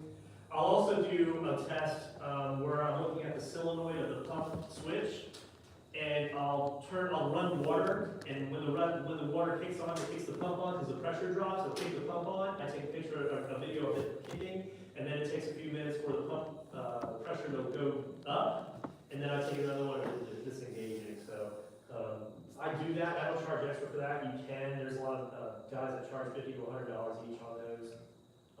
I do the well testing, the well water testing, VA and FHA approved. There's a very specific protocol that the VA and FHA requires that you do. The testing booklet with the guide, I always lay it open in front of me and I read it and check it off as I do it to make sure I don't screw it up. Because I have to pay the lab fees. If I screw it up and the lab fee comes back dirty, it's on me and I have to pay another $150 to do it. I charge $300. And I pay the lab $150 for a 3-day turnaround. And then if they want a rush and they can do it in 2 days, I'll charge another $100, and then that lab pay $20 for the lab. So I make them pay a lot of money for that. So I cut some deals and other deals I don't. Let's see. I'm not a fan of PEX, and I'm definitely not a fan of PEX on water heaters, and I always put a warning on there because it can be problematic. Let's see. Okay, electrical, here we go. So we got an electrical panel here. We got two varieties here. One looks like a square D, and another one, maybe a Siemens. And the other one looks like a, could be a Challenger, that's not. This is probably Eaton. So you'll learn how to look at them for a while. But there's some panels that have been recalled, and if they hit the recall list, you should know them by looking at them. There's a way to tell. Federal Pacific's a recalled one, Sylvania is another one that's recalled, and then Challenger's a third one that's potentially recalled. I always warn them that it has been, because some insurance companies will take them and others won't. Challenger really didn't do anything wrong, but they're owned by Sylvania, so they're guilty by Association. Yeah, by association, very good. So, so I always warn them about that one. And Cisco. Tupper Hammer, okay, same thing, Tupper Hammer. All right, I always take the entire house, I turn all the electrical on, I turn on the oven, I turn on the dryer, everything goes on, the ceiling fans, everything, and I put the house under electrical pressure. Everything's running at once, and then I run my thermal camera over it to make sure that, Break us in the hot. that there's any kind of anomalies that are occurring there. Every once in a while I'll get anomalies. I had one anomaly that happened, Bill likes to tell the story. It was a Daytona, I did a manufactured home. This is probably second year in that I did, like 2020, somewhere around there. And it was summertime, and I go in the manufactured home, and I get the cover, I get to the panel, and I hear, I was like, that's not good. So I take the cover off, and the air conditioner is buzzing, the breaker to the air conditioner is so I flipped it, and it threw a spark, and arced at me, boom, like that. I was like, oh, shoot. I was like, that's staying off. And I had just started the inspection, so I was like, I went over, the buyer was there, and the agent was there. I was like, we're about to have a very sweaty inspection. I just want to let you know, I had to turn off the air conditioner because it was throwing sparks. Not very safe at all. I just want to let you know that it happened. So I continue on, I sweat my butt off, did the inspection, I came out, finished everything up, did the review with the client and the agent. As they were leaving, the seller was coming in, I said, yo, you gotta know, this thing was throwing sparks. I put my thermal on it, it was 325 degrees. It should be ambient temperature. If it's 90 degrees outside, it should be 90 degrees. It was hot. It was white. It was like showing white on my thermal. And I was like, listen, this thing's set really high through a spark. You need to get this fixed. Don't turn it back on. Oh man, thank you so much for letting me know. I'll do that. No problem. Didn't do it. So I go home. I write my reports. I go to bed. I wake up the next morning. I turn on the news. House burns down. Daytona Beach. Wow. It was them. That fool turned the thing on. He turned it back on. It caught the house on fire. He could have killed his whole family. He could have killed his whole family. I don't know. But he burned his house down. He's not listening. He's stupid. You know what I mean? He could have killed his whole family. I was furious at that guy. I still not. I get really angry with that. You could have killed your family, dude. Yeah. Oh, I want to turn in the AC because it's hot out. I don't care if it's sparking.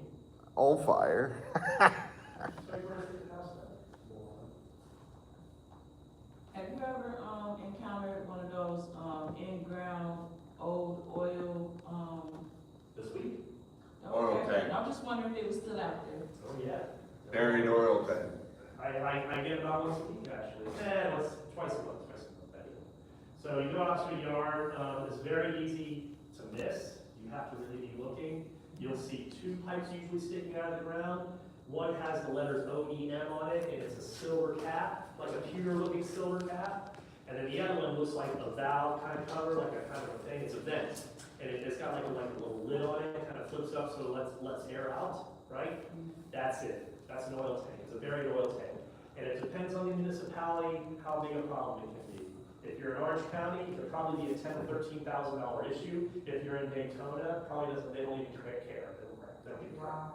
It costs you $1,100 to get it dug out by a backhoe. So it just depends on the municipality. But I always warn them because it's going to be an issue. It's going to be an issue. If the EPA were to find out about it, now you're talking $30,000 issue.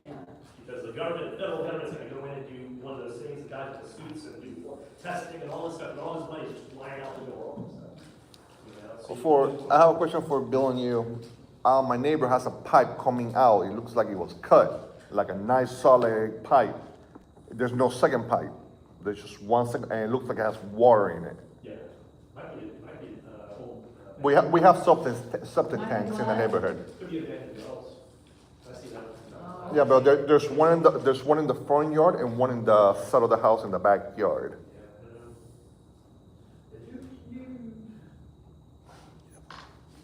All right, so But I'm just hoping that's not an oil. Take photos and show them. Huh? Take a all photo. right, so You take a sliding photo. doors that you can show them. I mean, that- There's actually sliding glass doors. You can see these are near pristine condition. It's fantastic. The best way to resolve these is to take stiff bristle brush from that dry back and go along there. Once every 6 months, just like the garage doors, you want to take some spray lithium grease and put it in the rollers and all the tracks go in the rollers. If you do that, you want to smooth off the doors for years to come. Little things like that make a difference. Did you know that most fireplaces have a date on them? That's the date of manufacture for this fireplace. Most fireplaces that were prefab in most houses in Central Florida, like we're talking like 1960 forward, like the old ones that are, clay and stuff like that. I'm not talking about those. I'm talking like these metal ones. They usually have a tag that's on the manufacture date on them. Did you know that they can go bad and they have to be replaced about every 25 years? It's true. I didn't know that either. Mine has to be replaced. I learned that. I learned it from the chimney sweep that fixed my thing. He said, don't use your chimney anymore because it'll catch fire. So I don't. But it's going to cost me $5,000 to get it replaced. So it's a whole thing. So yes, I always look at that and I take a picture of it with the manufacturer date, the serial number on it.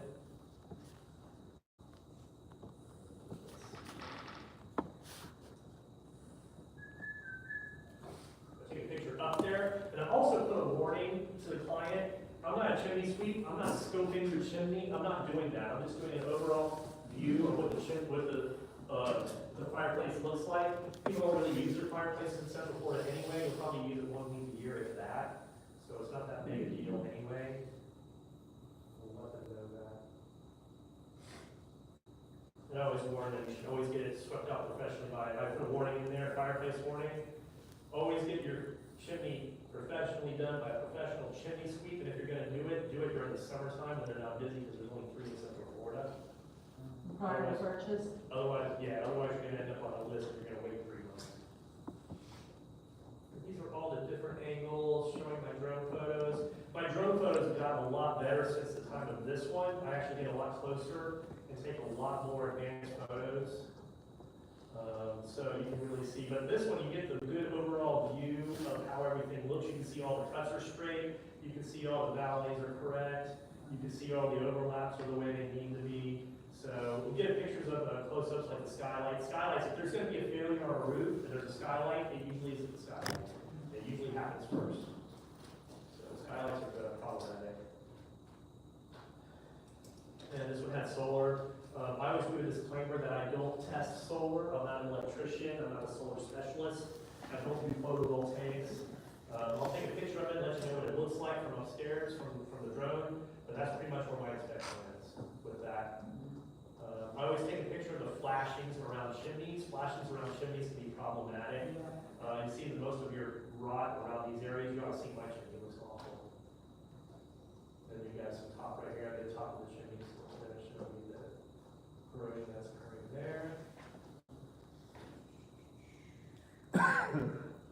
Evidence of previous repairs, you can see, so we can patch that, take a picture of the patches there, let them know that it's there. And the evidence is just to keep an eye on it, it's not anything bad or good, I'm not saying it's good or bad, I'm just letting you know to keep an eye on it. And then the bottom, I think is my most prized area right here, these are my referrals. I didn't tell you about the membership that I'm a member of, that if you really are serious about building your business, the Business Networking International, it's a networking affiliated organization. They've been around since 1965. They started out in Europe. There's 50 of them in Central Florida area and growing. They only allow one seat in chapter that is that profession. So they allow one home inspector, they allow one plumber, one roofer, one and so forth. And it goes forward with all different like insurance and lawyers, doctors, and all kinds of people. And we all get together weekly and we give we say our little 30-second speech and we try and we give each other referrals and we kind of live off of each other. And I tend to give, the expectation is one referral a week. I tend to give 4 to 6 referrals a week to all my people that are partners in my organization, in my chapter. And we take it seriously. And because of that, I get referrals from all directions, all over the place now. So I'm not only network with agents, I'm also network with my networking partners. I'm networked everywhere I can be. The more I spread my networking tentacles out, the more successful I'm going to be. I don't put all my eggs in one basket. Does that make sense? So you need to do that too. Okay? That's how do you join that? You said there's one. So look up BNI. Look up BNI on Google. And then it's usually BNI Orlando. And then you have to go through and look at each chapter that's near your house. And if it's already got a home inspector on there, don't even bother. You have to go to another chapter, so figure it out. My chapter, I live in Apopka, but I go all the way over to Winter Park every Tuesday because my chapter's got, Apopka's got a home inspector. So I go to Winter Park and I actually started off with a brand new chapter. We've been around for 2 years now. We've done over 1.3 million in volume this year. It's only freaking April. So pretty impressive for what we do. We only expect to do 1 million a year. We're already beating the hell out of that in 3 months, 4 months. Oh, so you're Winter Park. Oh, so you're my chapter. So you're a millionaire. So there's that. All right, so we saw the report. Here's my website. You can get the quote all times. Let's take a look at what a quote looks like. So this is what the client sees, potential client. You can see my starting price, $386. And then click off what they want. Do you want a residential inspection? Yes. And secret, townhomes and residentials cost the same, doesn't matter. Manufactured homes and residentials cost the same, doesn't matter. And there's other ones that I do here that you don't need to worry about right now. Once you get into this business, you aren't stuck with just doing home inspections. There's all kinds of things your license allows you to do. So you can have revenue streams coming in from all directions. And I would suggest once you get good at home inspections, you start exploring those other revenue streams because a lot of them pay a lot of money with little liability. Like I've used HUD Foundation tie-down certifications. I'm in and out in 15 minutes. I usually make $400. And there's no liability at all. I usually take maybe a dozen or 2 dozen pictures. And I get a little dirty because I have to get underneath a manufactured home and I take pictures under there. But I usually just send them off. They write the report for me. I pay them whatever their fee is, and I make the rest of the money. So it's usually like $300-400. I'm in and out in 15 minutes. Zero liability. So it's great, man. It's a great racket. Is there a specific CE class for that? No. Okay. I mean, there is, but you probably need to get about 200-300 homes under your belt before you start doing stuff like that. So the client wants a residential inspection. Do they want a wind bid? Yes. Do they want a 4-point? Yes. Just so you know, I make more money when people schedule me online because they have a tendency to click everything. We want the mold testing. Yes. Boom, there's another $500. Boom. Look at the price right there. Yeah. Just jumped. I'll usually get people that are click happy, and all of a sudden I'm doing a $1,000 inspection on a 2,000 square foot house. So it just depends. If I get a well, let's watch what the well does. Boom. So if I'm getting something out in the land, they'll get all this stuff. I've got $1,100 inspection happening. Great. If you do mentoring or you shadow somebody, does that count towards your inspections? No. Number of inspections, okay.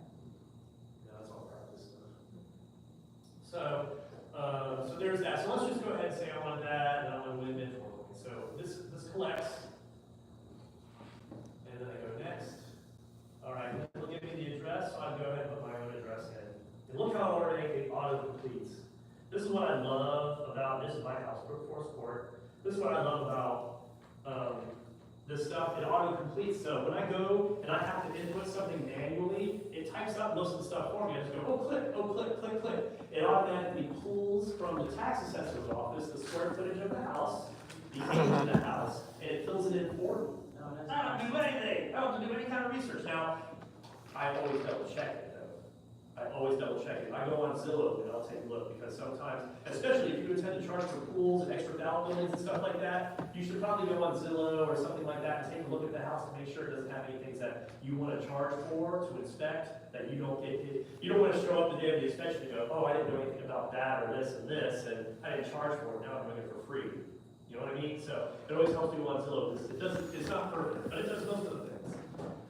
You go Five, to the property six. appraiser's office to look at their permits pulled anytime? I do the day of the inspection, after I do the inspection. Okay. So confirm, that's it right there.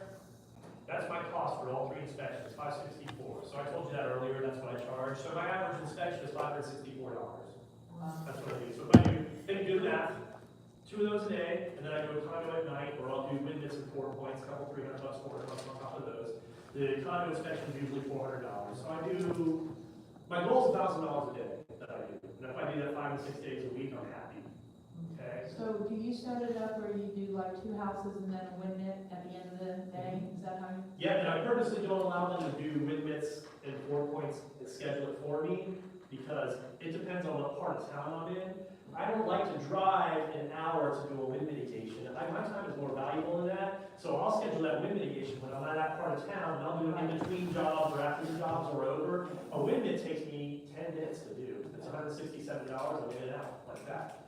And it takes me 3 minutes to write the report because it's online, it's already loaded in for me. I literally just check off some boxes and off I go. And I collect my money. And it's good for 5 years. Does, Spectura do anything for if you have, go to a property and it has a main house and then they have little small houses in the back of it? Do you have, That's why I should suggest that you should go ahead and go on Zillow and look at those things, because sometimes people hide them from the tax assessor's office. so, but I mean, like, if you do accept a job like that or whatever, and you have to go to inspect, do you have like a separate?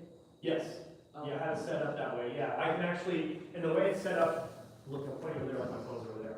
I have it set up on my thing, so I can actually, there's a thing where you can press a button and it has a bunch of additions on your inspection report that you don't use every day. You just click that and it automatically filters it in. And one of them is an extra building, or I think I called it apartment or something like that online, something like that. Apartment, or let me see what it's called here. Add section. Oh, guest house apartment I do. If I hit that, it adds that section into my report, and then I just use that. And the way I have it set up, I already put it on my template. It's got a kitchenette, it's got a washer dryer, whatever I need. I don't have to use all that stuff because sometimes they don't have it, but it has all that available for me. And if I need to add something on the fly while I'm in the field, I can just hit the little press button here, right there, and I can add it. And it'll stay on the report forever. So I see stuff all the time that I don't usually have on my report. I'll hit the little button and I add it and it stays on the report forever. It says you can have this as an option one time or you can do it forever. I always click forever for this. If I did it once, I'm probably gonna do it again. It's not gonna kill me to have it on the report. So it creates a template for you. It adds it into the template automatically. Yes, sure does. That's why I love this thing so much. All right, so if I hit book now, it tells them available times that I have. These are my things that I have in my schedule that are available. I screwed up and put Sunday on there. I gotta take care of that because I don't want to work Sundays anymore, except for today. Yeah, no, honestly, I don't usually work Sundays, but I was already here, and this lady called, and I was like, I'm already booked, but I can just make some. I'll take it. So I'm no longer gonna park after this job. So after this, so I'll go to the job. And my wife's pissed. She is. So. But anyway. Just throw money at it. That's what I do. That's exactly what I do. Is there an agent? They'll put the agent in here automatically. If I put an agent's name in here, Bill, you're on there by agent. Congratulations. It'll auto-complete. If somebody's already in my system, it already goes, oh, we already know that person. Boom, boom, boom. I've already got the name and number, email, everything. They'll even show their picture. I'll show you that too. That's really cool. Agents love their picture.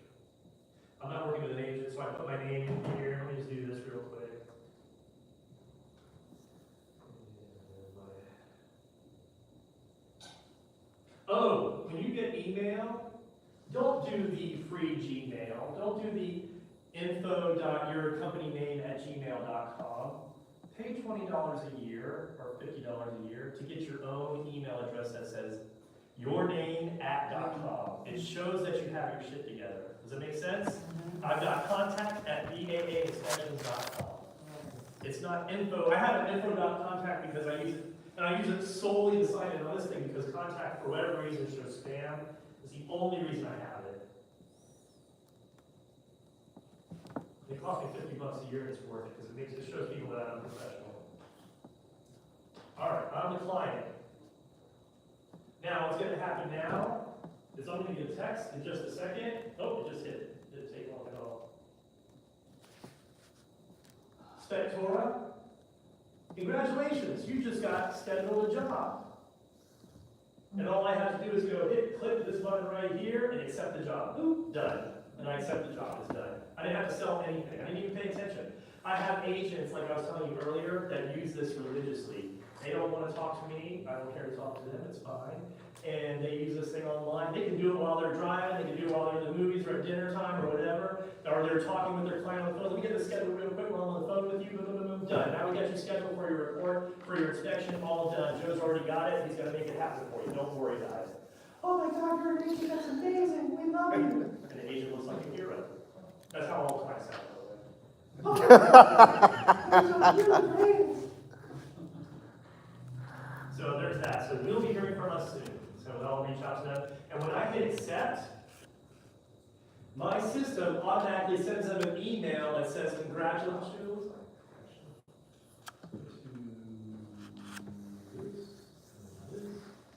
go to today's job. Here. Right. Winter Park. We're in Winter Park today. Now the Aerosmith. It was the goal of mine to get her. Only one reason why I wanted her as one of my agents, because she's got her picture on all the bus stops in the Top Gun. She's like on the seats, when you drive past, it's got the seats, it's got nearly Aerosmith Realty on it. I was like, I want her as my agent, and I got her. That's the only reason I had it. I know it sounds stupid, because I'm not kidding you, but it was cool to me. Does the name Diane Douglas, ring a bell? Familiar. So it automatically sends out an email to the client. And it looks like this. Hi, Carolyn, you're getting your inspection on so-and-so date. And here's the part I love. Before your home inspection, please accept an inspection agreement and deliver payment here. Click, and it goes right to my inspection agreements, and they have to submit payment right then and there. Now, I never ask for payment up front. I always say to them, you don't have to pay me now. I'm in no hurry to get paid. If you want to pay me the day of the inspection, that is perfectly acceptable. All that I ask that you do is when you receive the automated email that you click the blue button and sign the agreements as soon as possible. Get that done for you. Oh, you got it, Joe. We'll take good care of that. We'll make it happen. And I usually they pay all the way. They're just like, oh, I'm already paid too. Sweet. Does your agreement tell them how to be ready for the inspection? My agreements are, the email that I send them actually tells them how to do that. My agreements were written by Inspector Pro. They're the ones who are covering me. I said, send me the agreement you want me to use and tell me what you want me to add. And then I say, okay, well, I need this and this added for drones, and I need this for water testing and all that stuff. Here's the verbiage that the agreement says, let me see what you want. We went back and forth, and they go, okay, we'll approve you to use this agreement right here. I copied and pasted it and threw it in Spectora. I didn't do any of that work. The client asks me, they'll be like, hey, can you tell me specifically about this part of the agreement? I go, I have no idea. I didn't write that. That's legalese. I don't do that. I look at your house. I have no idea what that thing means. It was written by an insurance company. I have no idea. So, if you want to check with the insurance company, I'll give you the number. And they go, oh, don't even worry. That's fine. That's usually what it's about. So, go ahead. What advice do you have for any home inspectors that are realtors? That is a conflict of interest, so I would not recommend it. Because if you do something where you're, even husband and wife teams, like my wife talked about it for a short time when we first started out, hey, I'll be a realtor, you can be my inspector. I'm like, nope, terrible idea. Because if we're a husband and wife team and then I get in there and I inspect the house and everything's great with the house, I tell them everything's great with the house and they find something and be like, well, Renee said it was a great house and Joe said it was a great house and it wasn't a great house and those two were colluding together to sell the house just so they can make the commissions and make the inspection fee. I mean, I would like, never have anything to do with that. so, cause I'm about to be a realtor.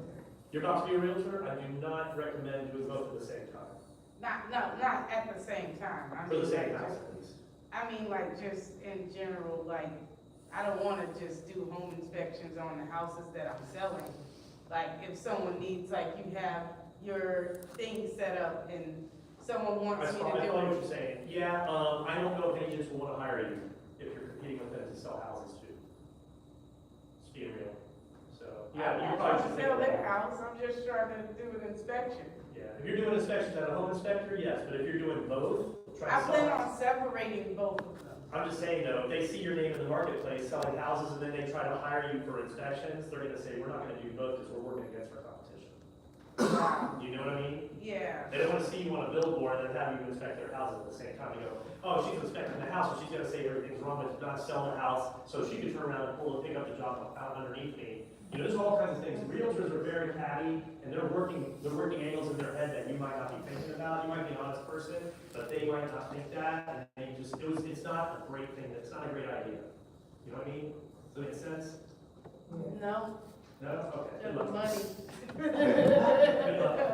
All right, so we also send out an automated email here to the agent, hey, this is what we got for you. This comes by agent to let them know, have the house available for me, make sure you have any entry instructions available for me, set all that shit up for me in front of that, so I don't have to worry about it. So when I walk up to the house, I'm not standing in the yard going, how do I get into this house? Make sure it's already set up and ready to go for me, make sure the electric is turned on, make sure the water's turned on, make sure all that stuff is happening, so I can go in and perform a good quality inspection for you. Because sometimes you get agents who are super lazy, who will not do that. Okay, and I'll walk into a house where the water's turned off or something, and it's usually the listing agent, it's not usually my buyer's agent, it's usually the listing agent, and they'll forget to do something, or they don't even want to be present, they don't really do the job, they just half-ass it, right? So you get those, and I said, okay, well, the water's turned off, I can inspect everything around it, and I'll do my best, but I can't really inspect the plumbing on the systems, because I can't do the water heater, I can't do a bunch of things because of that. And if the buyer needs me to come back, I'm gonna have to charge a re-inspection fee, it's usually you who pays for it, you the listing agent. Just so you know. I have to pay money? Oh yeah, you'll have to pay me to come back out here to do that, and I'm gonna charge you. So, And that's for if I have to come back, I hate coming back to the same house twice, I hate it. So if I have to come back out because it's your fault, I'm making you pay. And that's for the realtor, right? You're saying for. A listing agent, yeah. Yeah. It's usually the listing agent's fault and stuff is not set up correctly. Do you charge a traveling fee? Inspection fee Yeah, like, for re-inspection, the church charges $167. what they cancel, do you charge a fee for that? It depends. It depends. It really does. A lot of times, I've only had a few cancellations in my career. I've done 6,000 houses, probably had 5 cancellations. And 3 of those 5 are people that I shouldn't have probably hired to begin with, let me hire to begin with. I just got this feeling in the back of my head, like this isn't gonna work out. It's just got that feeling. And one of them was literally on the way to the inspection. I was driving an hour to get there, and I was 10 minutes away from the inspection, and she called and canceled on me. That was a big bummer. Yeah, see, that's. And that's why you make them sign the agreement up front and say, hey, the agreement says if you cancel within 24 hours, you have to pay me. If you want to chase it, you can, probably won't get anything out of it, but again, it's so few and far between. If you're really doing a good job with your agents, stuff like that doesn't really happen. It's usually calls from like out of the blue, like tire kickers and stuff that do stuff like that. So where are we at here? Where's the slideshow? We saw it there. All right. So we talked about that. See Report Host, there's a company called Report Host. Just like the other guys, don't use them. They suck, they're awful. I think these prices are out of date. I've heard they went up. This is what they were at the time that I made this, about 6 months ago, 7 months ago. But that's generally what it is. Okay, somewhere around that area. But what are you paying? I think I paid $16.99. I think that's what I paid last year. I don't really pay attention anymore. I just kind of just let it go. Oh, here we go to tools now. This is where the fun happens. All right, so we'll start with everybody's asking about the ladder. We'll start with the ladder. So the ladder is a telescoping ladder. If you were to ask Internachi about it, they'd say, don't get this. Yeah. Yep. This thing is a lifesaver. I love it so much. In particular, motion and type in telescoping ladder, you're gonna see this one, and then you're gonna see one for about $100 to $150 less. Do not buy it. That is a cheap imitation ladder, usually it's Chinese. We all bought them, all the snow inspectors bought them, when we first got started, when we saw them, like, oh, I have, I still have, I need to throw it away. All of a sudden, the same year that we bought them, Facebook, the inspector group got flooded with pictures of guys with crushed ankles, all laid up in the hospital because the things went and collapsed on them, folded right in half. That's what I was going to ask. Yep. Get this one, it's good quality, it's called Extend Climb, XTEND, Extend Climb. It was $350 for this one, it's got a 350-pound capacity on it, I'm only 201, no, 195 now, I lost weight. Thank you. And, it's good, and it doesn't do anything, and it's got this thing right here, when it doesn't pinch your fingers, when it drops, right here, when you do this. Oh, it's not doing it anymore. Oh my God. Don't weigh that much. 30 pounds maybe? Not that much. About that. Get this topper for it. It's a silicone topper. It's like $30 separately purchased. Get it. The reason being is if you put this ladder against somebody's gutters or you put it inside somebody's house, the plastic will very likely mar the surface that it's laying up against, especially when you put on your weight and it starts to dig in. Get this topper, it will save you a lot of grief. I actually had a guy last week try to blame me for something that was on the wall, and I'm like, no, I put it up against it. I said, see, it doesn't even touch where you're talking about. It wasn't even part of that. Plus, it's got this topper on it. Oh, okay. I thought it was you. No, it's not me. This thing is great, and it's better than carrying a full ladder because when you carry a full ladder through somebody's house, you're going to walk into lamps and stuff like that, trying to get upstairs, you're going to bump into stuff. I had a full ladder, it sucks. A-frames, you get rickety on it. This thing, Extend climb ladder. weird because it's Extend climb kind of extend. leans in a little bit, like it's kind of jinky, but I like that feeling. It lets me know that I'm on, it makes me feel alive, you know? So, I recommend it. There, that's what that's right here to keep your fingers from. So, yeah, it's called Extend Climb. Highly recommend it. Moisture meter, you need a moisture meter. You can get a nice moisture meter, or you can get a decent moisture meter. This one costs, I think, $30, something like that. It's made by General. Just type in moisture meter. It has the A lot of prongs? stuff, if you go on the Internachi website, they have an inspector outlet call. Buy stuff off them. They actually have financing available. You can do that, pay in full, pay in stuff kind of thing. And they actually have an inspector's basic toolkit. It's like $600. Get that, and you can pay in 4, pay in 6, or whatever. Do that. Okay. Get a decent quality moisture meter. You're gonna need it pretty much. Every house you inspect is gonna have something weird looking on it, and people are gonna go, "Did you check for the moisture?" They're always gonna ask you, 100% of the time, "Did you check with the moisture meter?" You want to be able to say yes, and here's the picture of it. I usually have a picture of the moisture meter showing the low moisture level. Yes, sir. Does it have the prongs on top? Yeah. Yeah, so it has two versions. It's actually got the surface right here, and then it has the prongs. If you're going to use the prongs, know that you're going to be putting holes in people's houses. So just be wary of that, okay? I use the prongs a lot more than I use the surface, to be honest with you. It just tends to work better. If you can get good, get this one. This one has been a lifesaver for me. I just got this 6 months ago. I don't know how I lived without it. It's crazy that I didn't have this thing. It cost me $600. I did the pay in 4 on Inspector Outlet. It will reach things that I can't. If I'm in an attic and I can't get up to a certain level, it will reach it. If I'm inside somebody's house and there's up on a certain level, I can reach it. And even if I'm lazy and don't feel like bending over, I can reach it. That's my favorite. I don't have to bend over. I can do that. And that's a moisture meter? This is a moisture meter, and it's got Bluetooth on it. It reads itself right through here.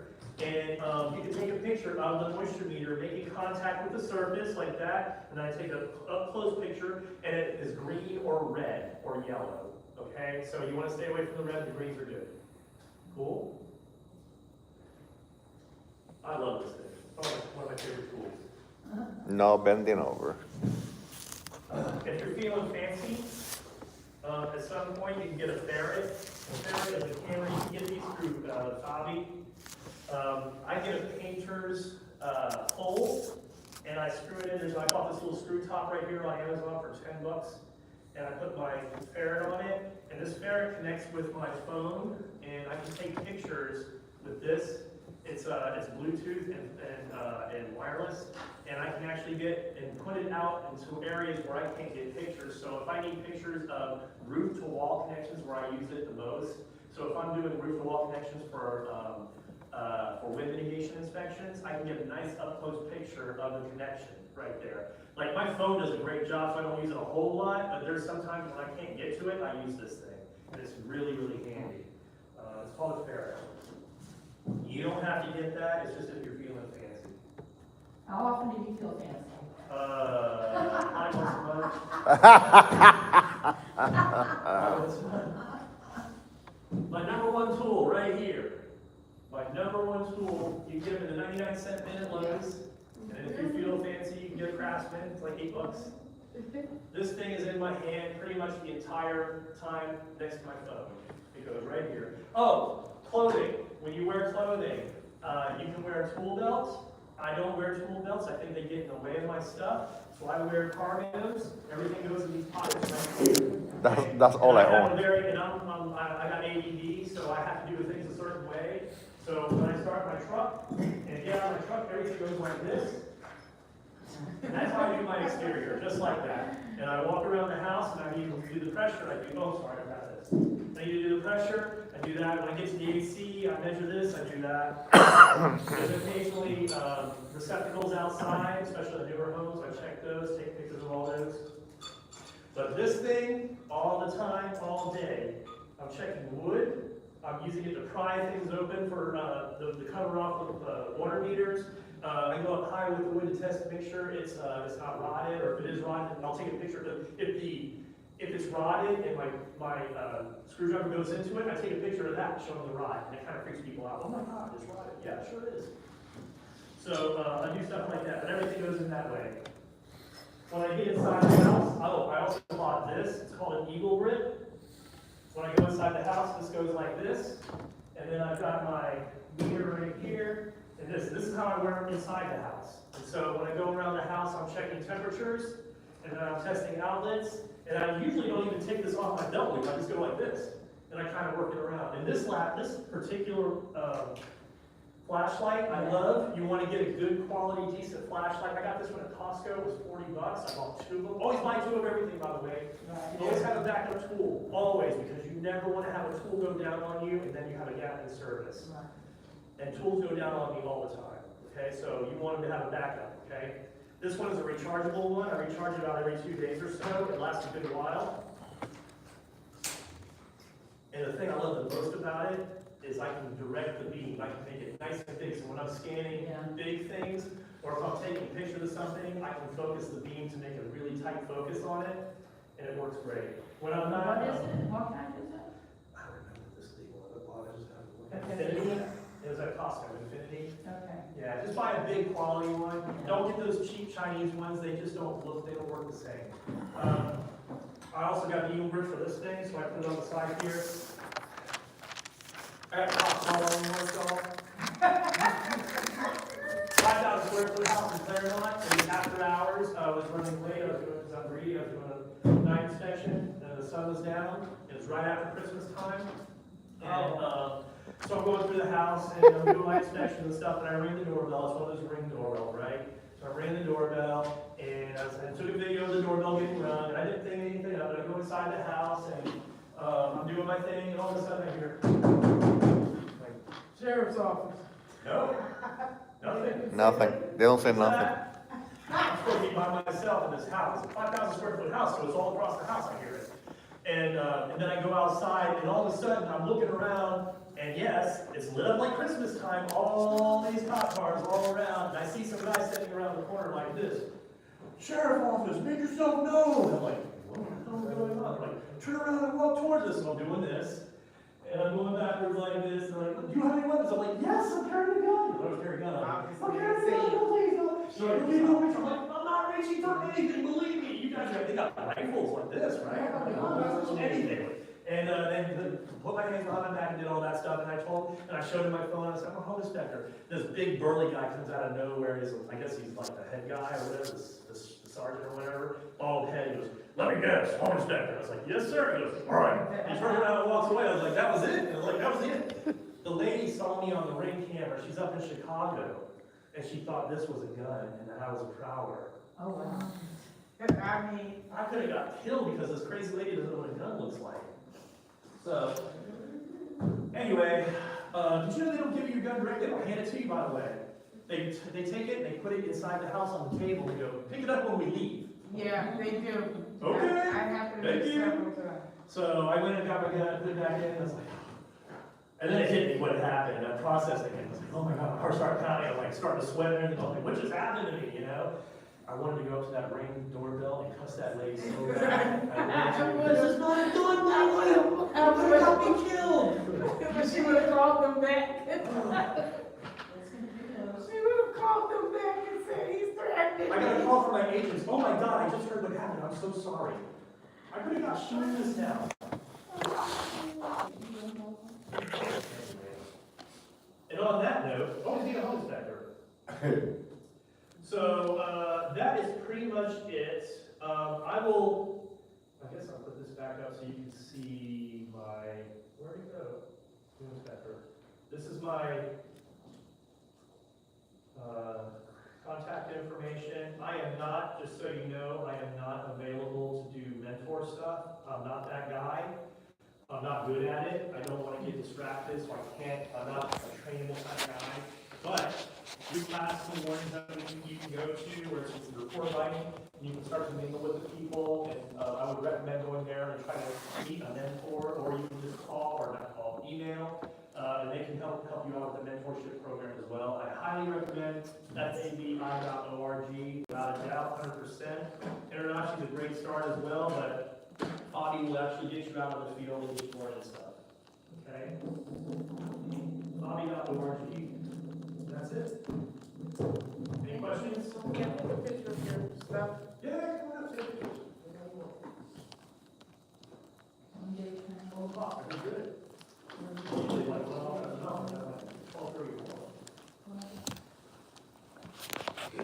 What time is your Shooties, I forgot shooties. When you go into people's houses, put shoe covers on. Don't cross anybody's house without shoe covers. You don't have to get the fancy ones. You can go get the ones in the painting department at Lowe's.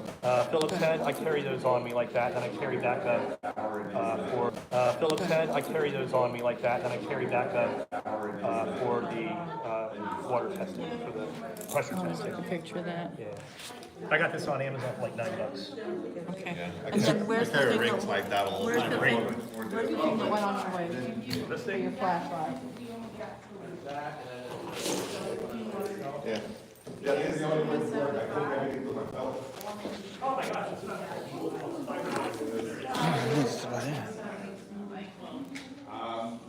I'm gonna give everybody